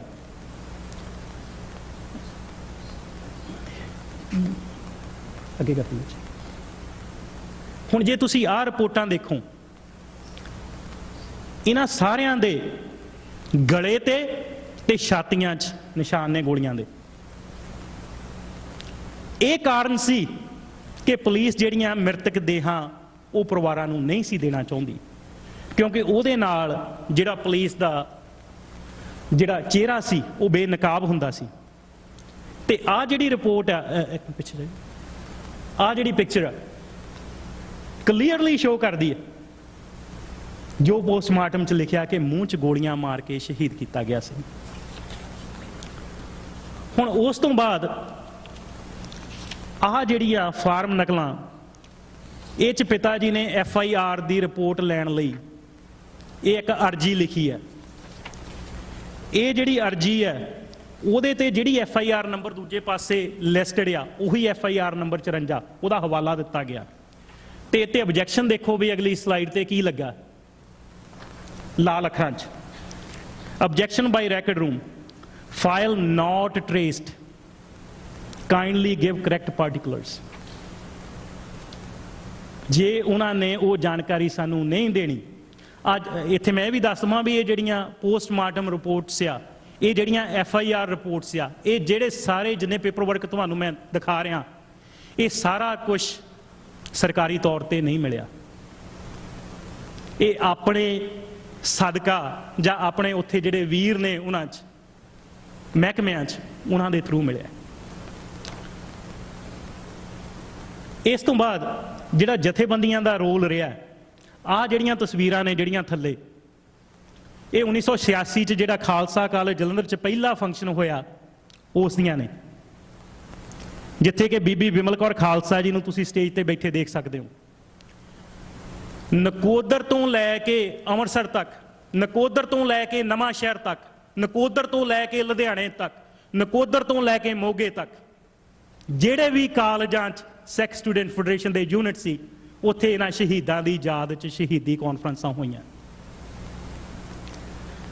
31 ਸਾਲ ਹੋ ਗਿਆ ਸਾਨੂੰ ਆਪਣੇ ਪਿੰਡ ਇਹਨਾਂ ਸਿੰਘਾਂ ਦੀ ਵਰਸੀ ਮਨਾਉਂਦਿਆਂ ਨੂੰ। ਉਹਨਾਂ ਤੇ ਵਡਾਲਾ ਸਾਹਿਬ ਜੋ ਉੱਥੇ ਦੇ ਲੋਕਲ MLA ਆਉਂਦੇ ਰਹੇ, ਗਿਆਨੀ ਹਰਚਰਨ ਸਿੰਘ ਮਹਾਣੋ ਜਿੰਨੀ ਦੇਰ ਤੱਕ ਰਹੇ ਆ ਉਹ ਆਉਂਦੇ ਰਹੇ, ਬੀਬੀ ਬਿਮਲ ਕੌਰ ਖਾਲਸਾ ਜੀ ਜਦ ਤੱਕ ਪੂਰੇ ਨਹੀਂ ਹੋਏ ਉਹ ਆਉਂਦੇ ਰਹੇ, ਜਸਟਿਸ ਅਜੀਤ ਸਿੰਘ ਬੈਂਸ ਜਿਹੜੇ ਹੈਗੇ ਆ ਉਹ ਆਉਂਦੇ ਰਹੇ। ਉਸ ਤੋਂ ਬਾਅਦ ਹੁਣ ਤੱਕ ਕੀ ਰਿਹਾ ਜਥੇਬੰਦੀਆਂ ਦਾ ਰੋਲ ਜਿਹੜਾ ਹੈਗਾ, ਤੇ ਇਹ ਹੁਣ ਦੀਆਂ ਕੈਲੀਫੋਰਨੀਆ 'ਚ ਜਿਹੜੀਆਂ ਪਿਛਲੇ ਦਿਨਾਂ 'ਚ ਜਿਹੜੀਆਂ ਹੋਈਆਂ ਫਰਵਰੀ 'ਚ, ਇਹਨਾਂ ਸਿੰਘਾਂ ਦੀ ਜਿਹੜੀ ਯਾਦਗਾਰ ਮਨਾਈ ਗਈ ਆ, ਔਰ ਜਿਹੜਾ ਉੱਥੇ ਸੈਮੀਨਾਰ ਹੋਇਆ ਤੇ ਇਸ ਤੋਂ ਬਾਅਦ ਜਿਹੜੀ ਸ਼੍ਰੋਮਣੀ ਕਮੇਟੀ ਦਾ ਤੁਸੀਂ ਰੋਲ ਦੇਖੋ, ਜਿਹੜੀ ਕਿ ਸਾਡੀ ਇੱਕ ਪਾਸੇ ਤਾਂ ਸਰਕਾਰ ਸੀ ਨਾ, ਜਿੱਤੋਂ ਸਾਨੂੰ ਕੋਈ ਆਸ ਹੀ ਨਹੀਂ ਰੱਖੀ ਜਾ ਸਕਦੀ ਕਿ ਸਾਨੂੰ ਕੋਈ ਇਨਸਾਫ ਦੇਊਗੀ। ਦੂਜੇ ਪਾਸੇ ਸਾਡੀ ਆਪਣੀ ਸ਼੍ਰੋਮਣੀ ਗੁਰਦੁਆਰਾ ਪ੍ਰਬੰਧਕ ਕਮੇਟੀ ਆ, ਸਾਡਾ ਆਪਣਾ ਅਕਾਲ ਤਖਤ ਆ। 2011 'ਚ ਇਹਨਾਂ ਸਿੰਘਾਂ ਦੀ 25ਵੀਂ ਸ਼ਹੀਦੀ ਕਾਨਫਰੰਸ ਸੀ। ਉਸ ਵੇਲੇ ਬਹੁਤ ਜਥੇਬੰਦੀਆਂ, ਜਿਨ੍ਹਾਂ 'ਚ Sikhs for Justice, Panch Pradhani, Damdami Taksal, Dal Khalsa, All India Sikh Student Federation, ਉਹ ਸਾਰੀਆਂ ਜਥੇਬੰਦੀਆਂ ਉਸ ਦਿਨ ਪਿੰਡ ਪਹੁੰਚਦੀਆਂ ਨੇ ਔਰ ਉਸ ਤੋਂ ਪਹਿਲਾਂ ਅਕਾਲ ਤਖਤ ਦੇ ਜਥੇਦਾਰ ਨੂੰ ਅਪਰੋਚ ਕਰਦੀਆਂ ਨੇ ਕਿ ਇੰਨੇ ਸਾਲ ਹੋ ਗਏ ਨੇ, 25 ਸਾਲ ਹੋ ਗਏ ਨੇ, ਇਹਨਾਂ ਸ਼ਹੀਦਾਂ ਨੂੰ ਕੋਈ ਸਥਾਨ ਦਿਓ, ਕੇਂਦਰੀ ਸਿੱਖ ਮਿਊਜ਼ੀਅਮ 'ਚ ਇਹਨਾਂ ਦੀਆਂ ਤਸਵੀਰਾਂ ਲਾਓ, ਤਾਂ ਕਿ ਆਉਣ ਵਾਲੀਆਂ ਜਿਹੜੀਆਂ ਸਾਡੀਆਂ ਨਸਲਾਂ ਨੇ ਉਹ ਜਾਣੂ ਹੋ ਸਕਣ, ਜਿਹੜੇ ਬੱਚੇ ਉਸ ਵੇਲੇ ਪੈਦਾ ਵੀ ਨਹੀਂ ਸੀ ਹੋਏ, ਕਿ ਇਹ ਸ਼ਹੀਦ ਕੌਣ ਸਨ ਜਿਨ੍ਹਾਂ ਨੇ ਗੁਰੂ ਗ੍ਰੰਥ ਸਾਹਿਬ ਜੀ ਦੇ ਲਈ ਆਪਣੇ ਜਿਹੜੀਆਂ ਹੈਗੀਆਂ ਜਾਨਾਂ ਵਾਰੀਆਂ। ਤੇ ਉਸ ਵੇਲੇ 2011 'ਚ ਅਕਾਲ ਤਖਤ ਦੇ ਜਿਹੜੇ ਜਥੇਦਾਰ ਸੀ, ਉਹਨਾਂ ਨੇ ਪਰਿਵਾਰਾਂ ਨੂੰ ਸਨਮਾਨਿਤ ਕੀਤਾ ਔਰ ਉਸ ਵੇਲੇ ਕਿਹਾ ਕਿ ਇਹ ਮੈਂ ਸ਼ਹੀਦਾਂ ਨੂੰ, ਆਪਣੇ ਕੌਮੀ ਸ਼ਹੀਦ ਜਿਹੜੇ ਆ, ਉਹ ਅੱਜ ਇਹਨਾਂ ਨੂੰ ਕਹਿਣਾ, ਤੇ ਆਉਣ ਵਾਲੇ ਦਿਨਾਂ 'ਚ ਮੈਂ ਆਦੇਸ਼ ਦਿੰਦਾ ਸ਼੍ਰੋਮਣੀ ਗੁਰਦੁਆਰਾ ਪ੍ਰਬੰਧਕ ਕਮੇਟੀ ਨੂੰ ਕਿ ਇਹਨਾਂ ਦੀਆਂ ਤਸਵੀਰਾਂ ਜਿਹੜੀਆਂ ਆ ਉਹ ਕੇਂਦਰੀ ਸਿੱਖ ਮਿਊਜ਼ੀਅਮ ਘਰ ਚਲਾਈਆਂ ਜਾਣ। ਪਰ ਕੁਛ ਨਹੀਂ ਹੋਇਆ 6 ਸਾਲਾਂ 'ਚ। ਤੇ ਹੁਣ ਜਦੋਂ ਸ਼੍ਰੋਮਣੀ ਕਮੇਟੀ ਦਾ ਪ੍ਰਧਾਨ ਬਦਲਿਆ, ਉਦੋਂ ਪਿਤਾ ਜੀ ਵੱਲੋਂ ਤੇ ਮਾਤਾ ਜੀ ਵੱਲੋਂ ਇੱਕ ਯਾਦ ਪੱਤਰ ਦਿੱਤਾ ਗਿਆ, ਬਡੂੰਗਰ ਜਿਹੜਾ ਸ਼੍ਰੋਮਣੀ ਗੁਰਦੁਆਰਾ ਪ੍ਰਬੰਧਕ ਕਮੇਟੀ ਦਾ ਪ੍ਰਧਾਨ ਆ, ਪਰ ਉਹਦਾ ਵੀ ਸਾਨੂੰ ਪਹਿਲਾਂ ਕੋਈ ਜਵਾਬ ਨਹੀਂ ਮਿਲਿਆ। ਪਰ ਉਸ ਤੋਂ ਬਾਅਦ ਡਾਇਸਪੋਰਾ ਇਫੈਕਟ ਤੁਸੀਂ ਦੇਖੋ, ਜਿਹੜੀ ਚੀਜ਼ 6 ਸਾਲਾਂ 'ਚ ਨਹੀਂ ਹੋਈ, ਸ਼੍ਰੋਮਣੀ ਕਮੇਟੀ ਆਖਰ ਮਜਬੂਰ ਹੋ ਗਈ ਅੰਤਰਿਮ ਕਮੇਟੀ 'ਚ ਅਪਰੂਵ ਕਰਨ 'ਚ ਕਿ ਇਹਨਾਂ ਸਿੰਘਾਂ ਦੀਆਂ ਜਿਹੜੀਆਂ ਤਸਵੀਰਾਂ ਉਹ ਕੇਂਦਰੀ ਸਿੱਖ ਮਿਊਜ਼ੀਅਮ ਘਰ 'ਚ ਲੱਗਣ। ਸਾਕਾ ਨਕੋਦਰ ਇਹ ਜਿਹੜਾ ਸਿੱਖ ਸੰਘਰਸ਼ ਆ ਉੱਥੇ ਕਿੱਥੇ ਸਟੈਂਡ ਕਰਦਾ? 26 ਜਨਵਰੀ 1986 ਨੂੰ ਸਰਬੱਤ ਖਾਲਸਾ ਹੋਇਆ ਸੀ, ਜਿਹਦੇ 'ਚ 5 ਮੈਂਬਰੀ ਪੰਥਕ ਕਮੇਟੀ ਬਣੀ ਸੀ। ਉਸ ਤੋਂ ਬਾਅਦ ਇੱਕ ਹਫ਼ਤੇ ਬਾਅਦ 2 ਫਰਵਰੀ ਨੂੰ ਗੁਰੂ ਗ੍ਰੰਥ ਸਾਹਿਬ ਦੀਆਂ ਬੀੜਾਂ ਅਗਨ ਭੇਟ ਹੋਈਆਂ, ਪੂਰੇ 1 ਵੀਕ ਬਾਅਦ। 4 ਫਰਵਰੀ ਨੂੰ ਸਾਕਾ ਨਕੋਦਰ ਹੁੰਦਾ। ਉਸ ਤੋਂ ਬਾਅਦ ਮਾਰਚ 21 1986 ਨੂੰ ਜਦੋਂ ਸੰਯੁਕਤ ਅਕਾਲੀ ਦਲ ਤੇ ਹੋਰ ਜਿਹੜੇ ਆਪਣੇ ਪੰਥ ਦੇ ਲੀਡਰ ਆ ਉਹ ਅਸੈਂਬਲੀ ਦਾ ਘਿਰਾਓ ਕਰਨ ਜਾ ਰਹੇ ਆ, ਉਸ ਵੇਲੇ ਉਹਨਾਂ ਤੇ ਗੋਲੀ ਚੱਲਦੀ ਹੈ। ਉਸ ਤੋਂ ਬਾਅਦ 26 ਮਾਰਚ ਨੂੰ ਹੋਲਾ ਮਹੱਲਾ ਸੀ ਆਨੰਦਪੁਰ ਸਾਹਿਬ, ਜਿੱਤੇ ਕਿ ਇਸ ਸਰਜੀਤ ਬਰਨਾਲੇ ਨੇ ਆਣ ਕੇ ਭਾਸ਼ਣ ਦੇਣਾ ਸੀ। ਉਸ ਨੂੰ ਸਿੱਖ ਸਟੂਡੈਂਟ ਫੈਡਰੇਸ਼ਨ ਦੇ ਇਹਨਾਂ ਵੀਰਾਂ ਨੇ ਬੰਗਾਰਿਆ ਸੀ ਕਿ ਇਸ ਕੇਸਗੜ੍ਹ ਸਾਹਿਬ ਦੀ ਧਰਤੀ ਤੇ ਤੇਰੇ ਵਰਗੇ ਗੱਦਾਰਾਂ ਨੂੰ ਬੋਲਣ ਨਹੀਂ ਦਿੱਤਾ ਜਾਏਗਾ। ਉਹ ਸਟੇਟ ਹੈਡ ਸੀ, ਸੂਬੇਦਾਰ ਸੀ ਪੰਜਾਬ ਦਾ, ਔਰ ਉਸ ਨੂੰ ਚੈਲੰਜ ਕੀਤਾ ਸੀ ਫੈਡਰੇਸ਼ਨ ਨੇ। ਸਾਡੇ 'ਚ ਅੱਜ ਝਾਤੀ ਮਾਰਿਓ ਵੀ ਉਹ ਜਜ਼ਬਾ ਹੈਗਾ ਜਾਂ ਹੈ ਨਹੀਂ। ਔਰ ਜਿਸ ਵੇਲੇ ਬਰਨਾਲਾ ਉੱਥੇ ਆਇਆ, ਸਿੰਘ ਉੱਥੇ ਸਤਨਾਮ ਵਾਹਿਗੁਰੂ ਦਾ ਜਾਪ ਕਰਦੇ ਗਏ ਆ, 7 ਸਿੰਘ ਸ਼ਹੀਦ ਹੋਏ, 7 ਸਿੰਘ। ਔਰ ਉਸ ਤੋਂ ਬਾਅਦ 29 ਅਪ੍ਰੈਲ 1986 ਨੂੰ ਅਕਾਲ ਤਖਤ ਤੋਂ ਖਾਲਿਸਤਾਨ ਦਾ ਐਲਾਨ ਹੋਇਆ। ਇਹ ਸਥਾਨ ਆ ਇਸ ਸਾਕੇ ਨਕੋਦਰ ਦਾ ਅੱਜ ਦੇ ਸੰਘਰਸ਼। ਇਸ ਤੋਂ ਵਿੱਚ ਕੀ ਕਰ ਆਪਣੇ ਪੰਥ ਦੇ ਆਗੂਆਂ ਦੇ ਹਾਲ ਦੇਖ ਲਓ। ਇਸ ਸ਼ਖਸ ਬਾਦਲ ਨੂੰ ਪੰਥ ਰਤਨ ਤੇ ਪਤਾ ਨਹੀਂ ਕਿਹੜੇ ਕਿਹੜੇ ਅਵਾਰਡ ਦਿੱਤੇ ਨੇ ਸਾਡੇ ਤਖਤ ਨੇ, ਤੇ ਜਿਹਨੂੰ ਗਲਵਕੜੀ 'ਚ ਲੈ ਕੇ ਖੜਾ ਇਹ ਉਹੀ ਇਜ਼ਹਾਰ ਆਲਮ ਹੈ ਜਿਹਨੇ ਆਲਮ ਸੈਨਾ ਬਣਾਈ ਸੀ। ਇਹ ਉਹੀ ਇਜ਼ਹਾਰ ਆਲਮ ਨੇ ਜਿਹਨੇ ਸਾਡੇ ਵੀਰਾਂ ਨੂੰ ਸ਼ਹੀਦ ਕੀਤਾ ਸੀ। ਤੇ ਇਹ ਤੁਸੀਂ ਦੇਖੋ ਵੀ ਇਹ ਬੁੱਕਲ ਦੇ ਯਾਰ ਨੇ। ਉਸ ਤੋਂ ਬਾਅਦ ਆ ਜਿਹੜਾ ਸੌਦਾ ਸਾਧ ਆ, ਇਹਦੇ ਕਰਕੇ ਜਿਹੜੇ ਸਿੰਘ ਸ਼ਹੀਦ ਹੋਏ ਨੇ, ਜਿਨ੍ਹਾਂ ਚੋਂ ਇੱਕ ਭਾਈ ਹਰਮਿੰਦਰ ਸਿੰਘ ਡੱਬ ਵਾਲੀ ਜਿਹੜੇ ਆ, ਉਹਨਾਂ ਦੀ ਤਸਵੀਰ ਵੀ ਇਹਨਾਂ ਦੇ ਨਾਲ ਜਿਹੜੀ ਉਸ ਦਿਨ ਲਾਈ ਜਾਣੀ ਹੈ। ਤੇ ਉਸ ਤੋਂ ਬਾਅਦ ਇਸੇ ਐਗਜ਼ੈਕਟਿਵ ਕਮੇਟੀ ਨੇ ਹੋਰ ਕੀ ਡਿਸੀਜਨ ਕੀਤਾ, ਥੱਲੇ ਦੇਖੋ। ਆ ਦਰਬਾਰਾ ਸਿੰਘ ਗੁਰੂ ਉਹੀ ADC ਆ ਜਿਹੜਾ ਜ਼ਿੰਮੇਵਾਰ ਸੀ ਇਸ ਸਾਕੇ ਲਈ। ਉਹਨੂੰ ਗੁਰੂ ਗ੍ਰੰਥ ਸਾਹਿਬ ਦੀ ਯੂਨੀਵਰਸਿਟੀ ਦਾ ਸਕੱਤਰ ਕਰਤਾ ਨਿਯੁਕਤ ਸਾਡੀ ਇਸ ਸ਼੍ਰੋਮਣੀ ਕਮੇਟੀ ਨੇ। ਇਦੋਂ ਜ਼ਿਆਦਾ ਅਣਗਹਿਲੀ ਕੀ ਕਰ ਸਕਦੇ ਆ? ਇਦੋਂ ਜ਼ਿਆਦਾ ਗਸਤਾਖੀਆਂ ਅਸੀਂ ਕੀ ਕਰ ਸਕਦੇ ਆ? ਔਰ ਪੂਰਨ ਗੁਰਸਿੱਖ ਵੀ ਨਹੀਂ ਪਤਿਤ ਆ। ਤੇ ਜਦੋਂ ਸ਼੍ਰੋਮਣੀ ਕਮੇਟੀ ਦੇ ਪ੍ਰਧਾਨ ਨੂੰ ਪੁੱਛਿਆ ਜਾਂਦਾ, ਉਹ ਕਹਿੰਦਾ ਕੋਈ ਨਹੀਂ 2 ਵੀਕਾਂ 'ਚ ਇਹਦੇ ਦਾੜੀ ਆ ਜਾਊਗੀ। ਇਹ ਕਹਿੰਦਾ ਹੁਣ ਅੱਜ ਤੋਂ ਬਾਅਦ ਮੈਂ ਦਾੜੀ ਜਿਹੜੀ ਆ ਉਹ ਆਪਣੇ ਕੇਸ ਕਤਲ ਨਹੀਂ ਕਰੂੰਗਾ। ਹੁਣ ਜੇ ਆਪਾਂ ਦੇਖੀਏ ਕਿ 1986 ਤੋਂ ਲੈ ਕੇ ਅੱਜ ਤੱਕ ਅਸੀਂ ਸਿੱਖਿਆ ਕੀ ਹੈ, ਉੱਪਰ ਵਾਲੀ ਤਸਵੀਰ 1986 ਦੀ ਹੈ, ਥੱਲੇ ਵਾਲੀ ਦੀ ਤਸਵੀਰ ਜਿਹੜੀ ਆ ਉਹ 2015 ਦੀ ਹੈ, ਬਰਗਾੜੀ ਕਾਂਡ ਦੀ। ਬਰਗਾੜੀ ਕਾਂਡ ਕੀ ਸੀ? ਆਪਾਂ ਨੂੰ ਪਤਾ ਹੈ ਵੀ ਗੁਰੂ ਗ੍ਰੰਥ ਸਾਹਿਬ ਜੀ ਦੇ ਆਦਬ ਸਤਿਕਾਰ ਲਈ ਸੰਗਤਾਂ ਬੈਠੀਆਂ ਤੇ ਗੋਲੀਆਂ ਚਲਾਈਆਂ ਗਈਆਂ। ਸਾਧ ਸੰਗਤ, 2 ਸਿੰਘ ਸ਼ਹੀਦ ਹੋਏ ਆ। ਨਵੀਂ ਸਰਕਾਰ ਬਣ ਗਈ ਹੁਣ ਫੇਰ ਕੱਲ, ਉਹਨਾਂ ਨੇ ਬਹੁਤ ਐਗਜ਼ੈਕਟਿਵ ਡਿਸੀਜਨ ਲਿਆ ਕੱਲ, ਉਹਦੇ 'ਚ ਗੁਰੂ ਗ੍ਰੰਥ ਸਾਹਿਬ ਜੀ ਦੀ ਬੇਅਦਬੀ ਦਾ, ਇਹਨਾਂ ਸ਼ਹੀਦਾਂ ਦੇ ਕਾਤਲਾਂ ਨੂੰ ਸਜ਼ਾ ਦੇਣ ਦੀ ਕਿਤੇ ਕੋਈ ਗੱਲ ਨਹੀਂ ਕੀਤੀ ਗਈ। ਤੇ ਜਿਹੜੀ ਵਿਰੋਧੀ ਧਿਰ ਆ ਉਹਨਾਂ ਦੇ ਵੀ ਬੁੱਲ ਸੀਨਤੇ ਹੋਇਆ, ਉਹ ਵੀ ਇਹਦੇ ਤੇ ਗੱਲ ਨਹੀਂ ਕਰ ਰਹੇ। ਆ ਮੈਂ ਮੇਰੀ ਭੈਣ ਜਸ ਬੈਂਸ ਦੀ ਜਿਹੜੀ ਆ ਚੰਦ ਲਾਈਨਾਂ ਤੁਹਾਨੂੰ ਪੜ੍ਹ ਕੇ ਦਊਂਗਾ, ਜਿਹਦੇ 'ਚ ਸਾਰੀ ਚੀਜ਼ ਨੂੰ ਉਹ ਨਿਚੋੜ ਕੱਢਦੀ ਹੈ। ਕਹਿੰਦੀ, ਚਵਰ ਤਖਤ ਦੇ ਮਾਲਕ ਹਾਜ਼ਰਾ ਹਜੂਰ ਸਰਬ ਕਲਾ ਭਰਪੂਰ ਸਾਹਿਬ ਸ੍ਰੀ ਗੁਰੂ ਗ੍ਰੰਥ ਸਾਹਿਬ ਜੀ ਦੀ ਬੇਅਦਬੀ ਨੂੰ ਨਾ ਸਹਾਰਦੇ ਹੋਏ ਹਿੱਕ 'ਚ ਗੋਲੀਆਂ ਖਾ ਕੇ ਸ਼ਹੀਦੀਆਂ ਪ੍ਰਾਪਤ ਕਰਨ ਵਾਲੇ ਸੂਰਬੀਰ ਸ਼ਹੀਦ ਯੋਧਿਆਂ ਨੂੰ ਕੇਸਰੀ ਸਲਾਮ। ਸਿੱਖ ਕੌਮ ਦੇ ਗੌਰਵਮਈ ਇਤਿਹਾਸ ਦੇ ਸੁਨਹਿਰੀ ਪੰਨਿਆਂ ਉੱਪਰ ਸੂਰਜ ਵਾਂਗ ਚਮਕਣ ਵਾਲੇ ਸਿਤਾਰਿਓ, ਸਾਡੀ ਸ਼ਰਧਾ ਦੇ ਫੁੱਲ ਪ੍ਰਵਾਨ ਕਰਨੇ। ਕਾਸ਼ ਤੁਹਾਡੇ ਜਾਣ ਤੋਂ ਮਗਰੋਂ ਸਮੁੱਚੀ ਸਿੱਖ ਕੌਮ ਇਕਜੁੱਟ ਹੋ ਕੇ ਤੁਹਾਡੀ ਸੋਚ ਤੇ ਪਹਿਰਾ ਦਿੰਦੀ ਤੇ ਅੱਜ ਸਾਹਿਬੇ ਕਮਾਲ ਸ੍ਰੀ ਗੁਰੂ ਗ੍ਰੰਥ ਸਾਹਿਬ ਜੀ ਦੇ ਸਰੂਪਾਂ ਦੇ ਪੱਤਰੇ ਗਲੀਆਂ ਨਾਲੀਆਂ ਵਿੱਚ ਇੰਜ ਨਾ ਰੁਲਦੇ। ਕਿੰਜ ਰੱਖੀਏ ਵੀਰਿਓ ਯਾਦ ਤੁਹਾਨੂੰ, ਸਮੇਂ ਨਾਲ ਅਸੀਂ ਵੀ ਹੋਰ ਹੋ ਗਏ, ਜਿਨ੍ਹਾਂ ਲਈ ਤੁਸੀਂ ਕੁਰਬਾਨ ਹੋਏ, ਮੌਕਾ ਵਾਚ ਕੇ ਸਾਰੇ ਹੀ ਚੋਰ ਹੋ ਗਏ। ਇੱਕ ਸਵਾਲ ਇਹ ਜਿਹੜਾ ਹੈਗਾ ਭਾਈ ਗਜਿੰਦਰ ਸਿੰਘ ਜੀ ਵੱਲੋਂ ਸਾਨੂੰ, ਭਾਈ ਗਜਿੰਦਰ ਸਿੰਘ ਜਿਹੜੇ ਸਿੰਘਾਂ ਨੂੰ ਨਹੀਂ ਪਤਾ, ਉਹ ਸਿੱਖ ਹਾਈਜੈਕਰ ਸੀ ਜਿਹੜੇ ਕਿ ਪਾਕਿਸਤਾਨ 'ਚ ਜਲਾਵਤਨੀ ਕੱਟ ਰਿਹਾ ਅੱਜ ਕੱਲ੍ਹ। ਉਹ ਕਹਿੰਦੇ ਕਿਤੇ ਕੋਈ ਤਾਂ ਕਮੀ ਹੈ, ਕਿਤੇ ਕੋਈ ਤਾਂ ਕਮੀ ਹੈ ਜੋ ਜਿੱਤ ਕੇ ਹਾਰ ਜਾਂਦੇ ਹਾਂ। ਨਾ ਦੇਣਾ ਸੀਸ ਭੁੱਲਿਆ ਹੈ ਤੇ ਲੈਣਾ ਸਿਰ ਵੀ ਆਉਂਦਾ ਹੈ। ਨਾ ਦੇਣਾ ਸੀਸ ਭੁੱਲਿਆ ਹੈ ਤੇ ਲੈਣਾ ਸਿਰ ਵੀ ਆਉਂਦਾ ਹੈ। ਉਹ ਕਿਹੜੀ ਬਾਤ ਹੈ ਐਸੀ ਜੋ ਮੁੜ ਮੁੜ ਮਾਰ ਖਾਂਦੇ ਹਾਂ। ਗੁਰੂ ਨੇ ਖੰਡੇ ਦਾ ਅੰਮ੍ਰਿਤ ਪਤਾਸੇ ਪਾ ਕੇ ਛਕਾਇਆ ਸੀ। ਗੁਰੂ ਨੇ ਖੰਡੇ ਦਾ ਅੰਮ੍ਰਿਤ ਪਤਾਸੇ ਪਾ ਕੇ ਛਕਾਇਆ ਸੀ। ਉਹਨੇ ਲੜਨਾ ਵੀ ਦੱਸਿਆ ਸੀ, ਮਿਲ ਬਹਿਣਾ ਵੀ ਸਿਖਾਇਆ ਸੀ। ਅਸੀਂ ਮਿਲ ਬਹਿਣਾ ਭੁੱਲ ਗਏ ਹਾਂ ਤੇ ਲੜਨਾ ਯਾਦ ਰੱਖਿਆ ਹੈ। ਅੰਮ੍ਰਿਤ ਦੀ ਸਾਰ ਭੁੱਲ ਗਏ ਹਾਂ, ਯਾਦ ਬਸ ਸਵਾਦ ਰੱਖਿਆ ਹੈ। ਦਰਦਮੰਦੋ ਆਓ ਰਲ ਮਿਲ ਬਈਏ, ਕਰੀਏ ਸੋਚ ਵਿਚਾਰ, ਲੱਭੀਏ ਇਸ ਸਵਾਲ ਦਾ ਉੱਤਰ, ਸਾਡੀ ਜਿੱਤ ਬਣਦੀ ਕਿਉਂ ਹਾਰ। ਵਾਹਿਗੁਰੂ ਜੀ ਕਾ ਖਾਲਸਾ, ਵਾਹਿਗੁਰੂ ਜੀ ਕੀ ਫਤਿਹ।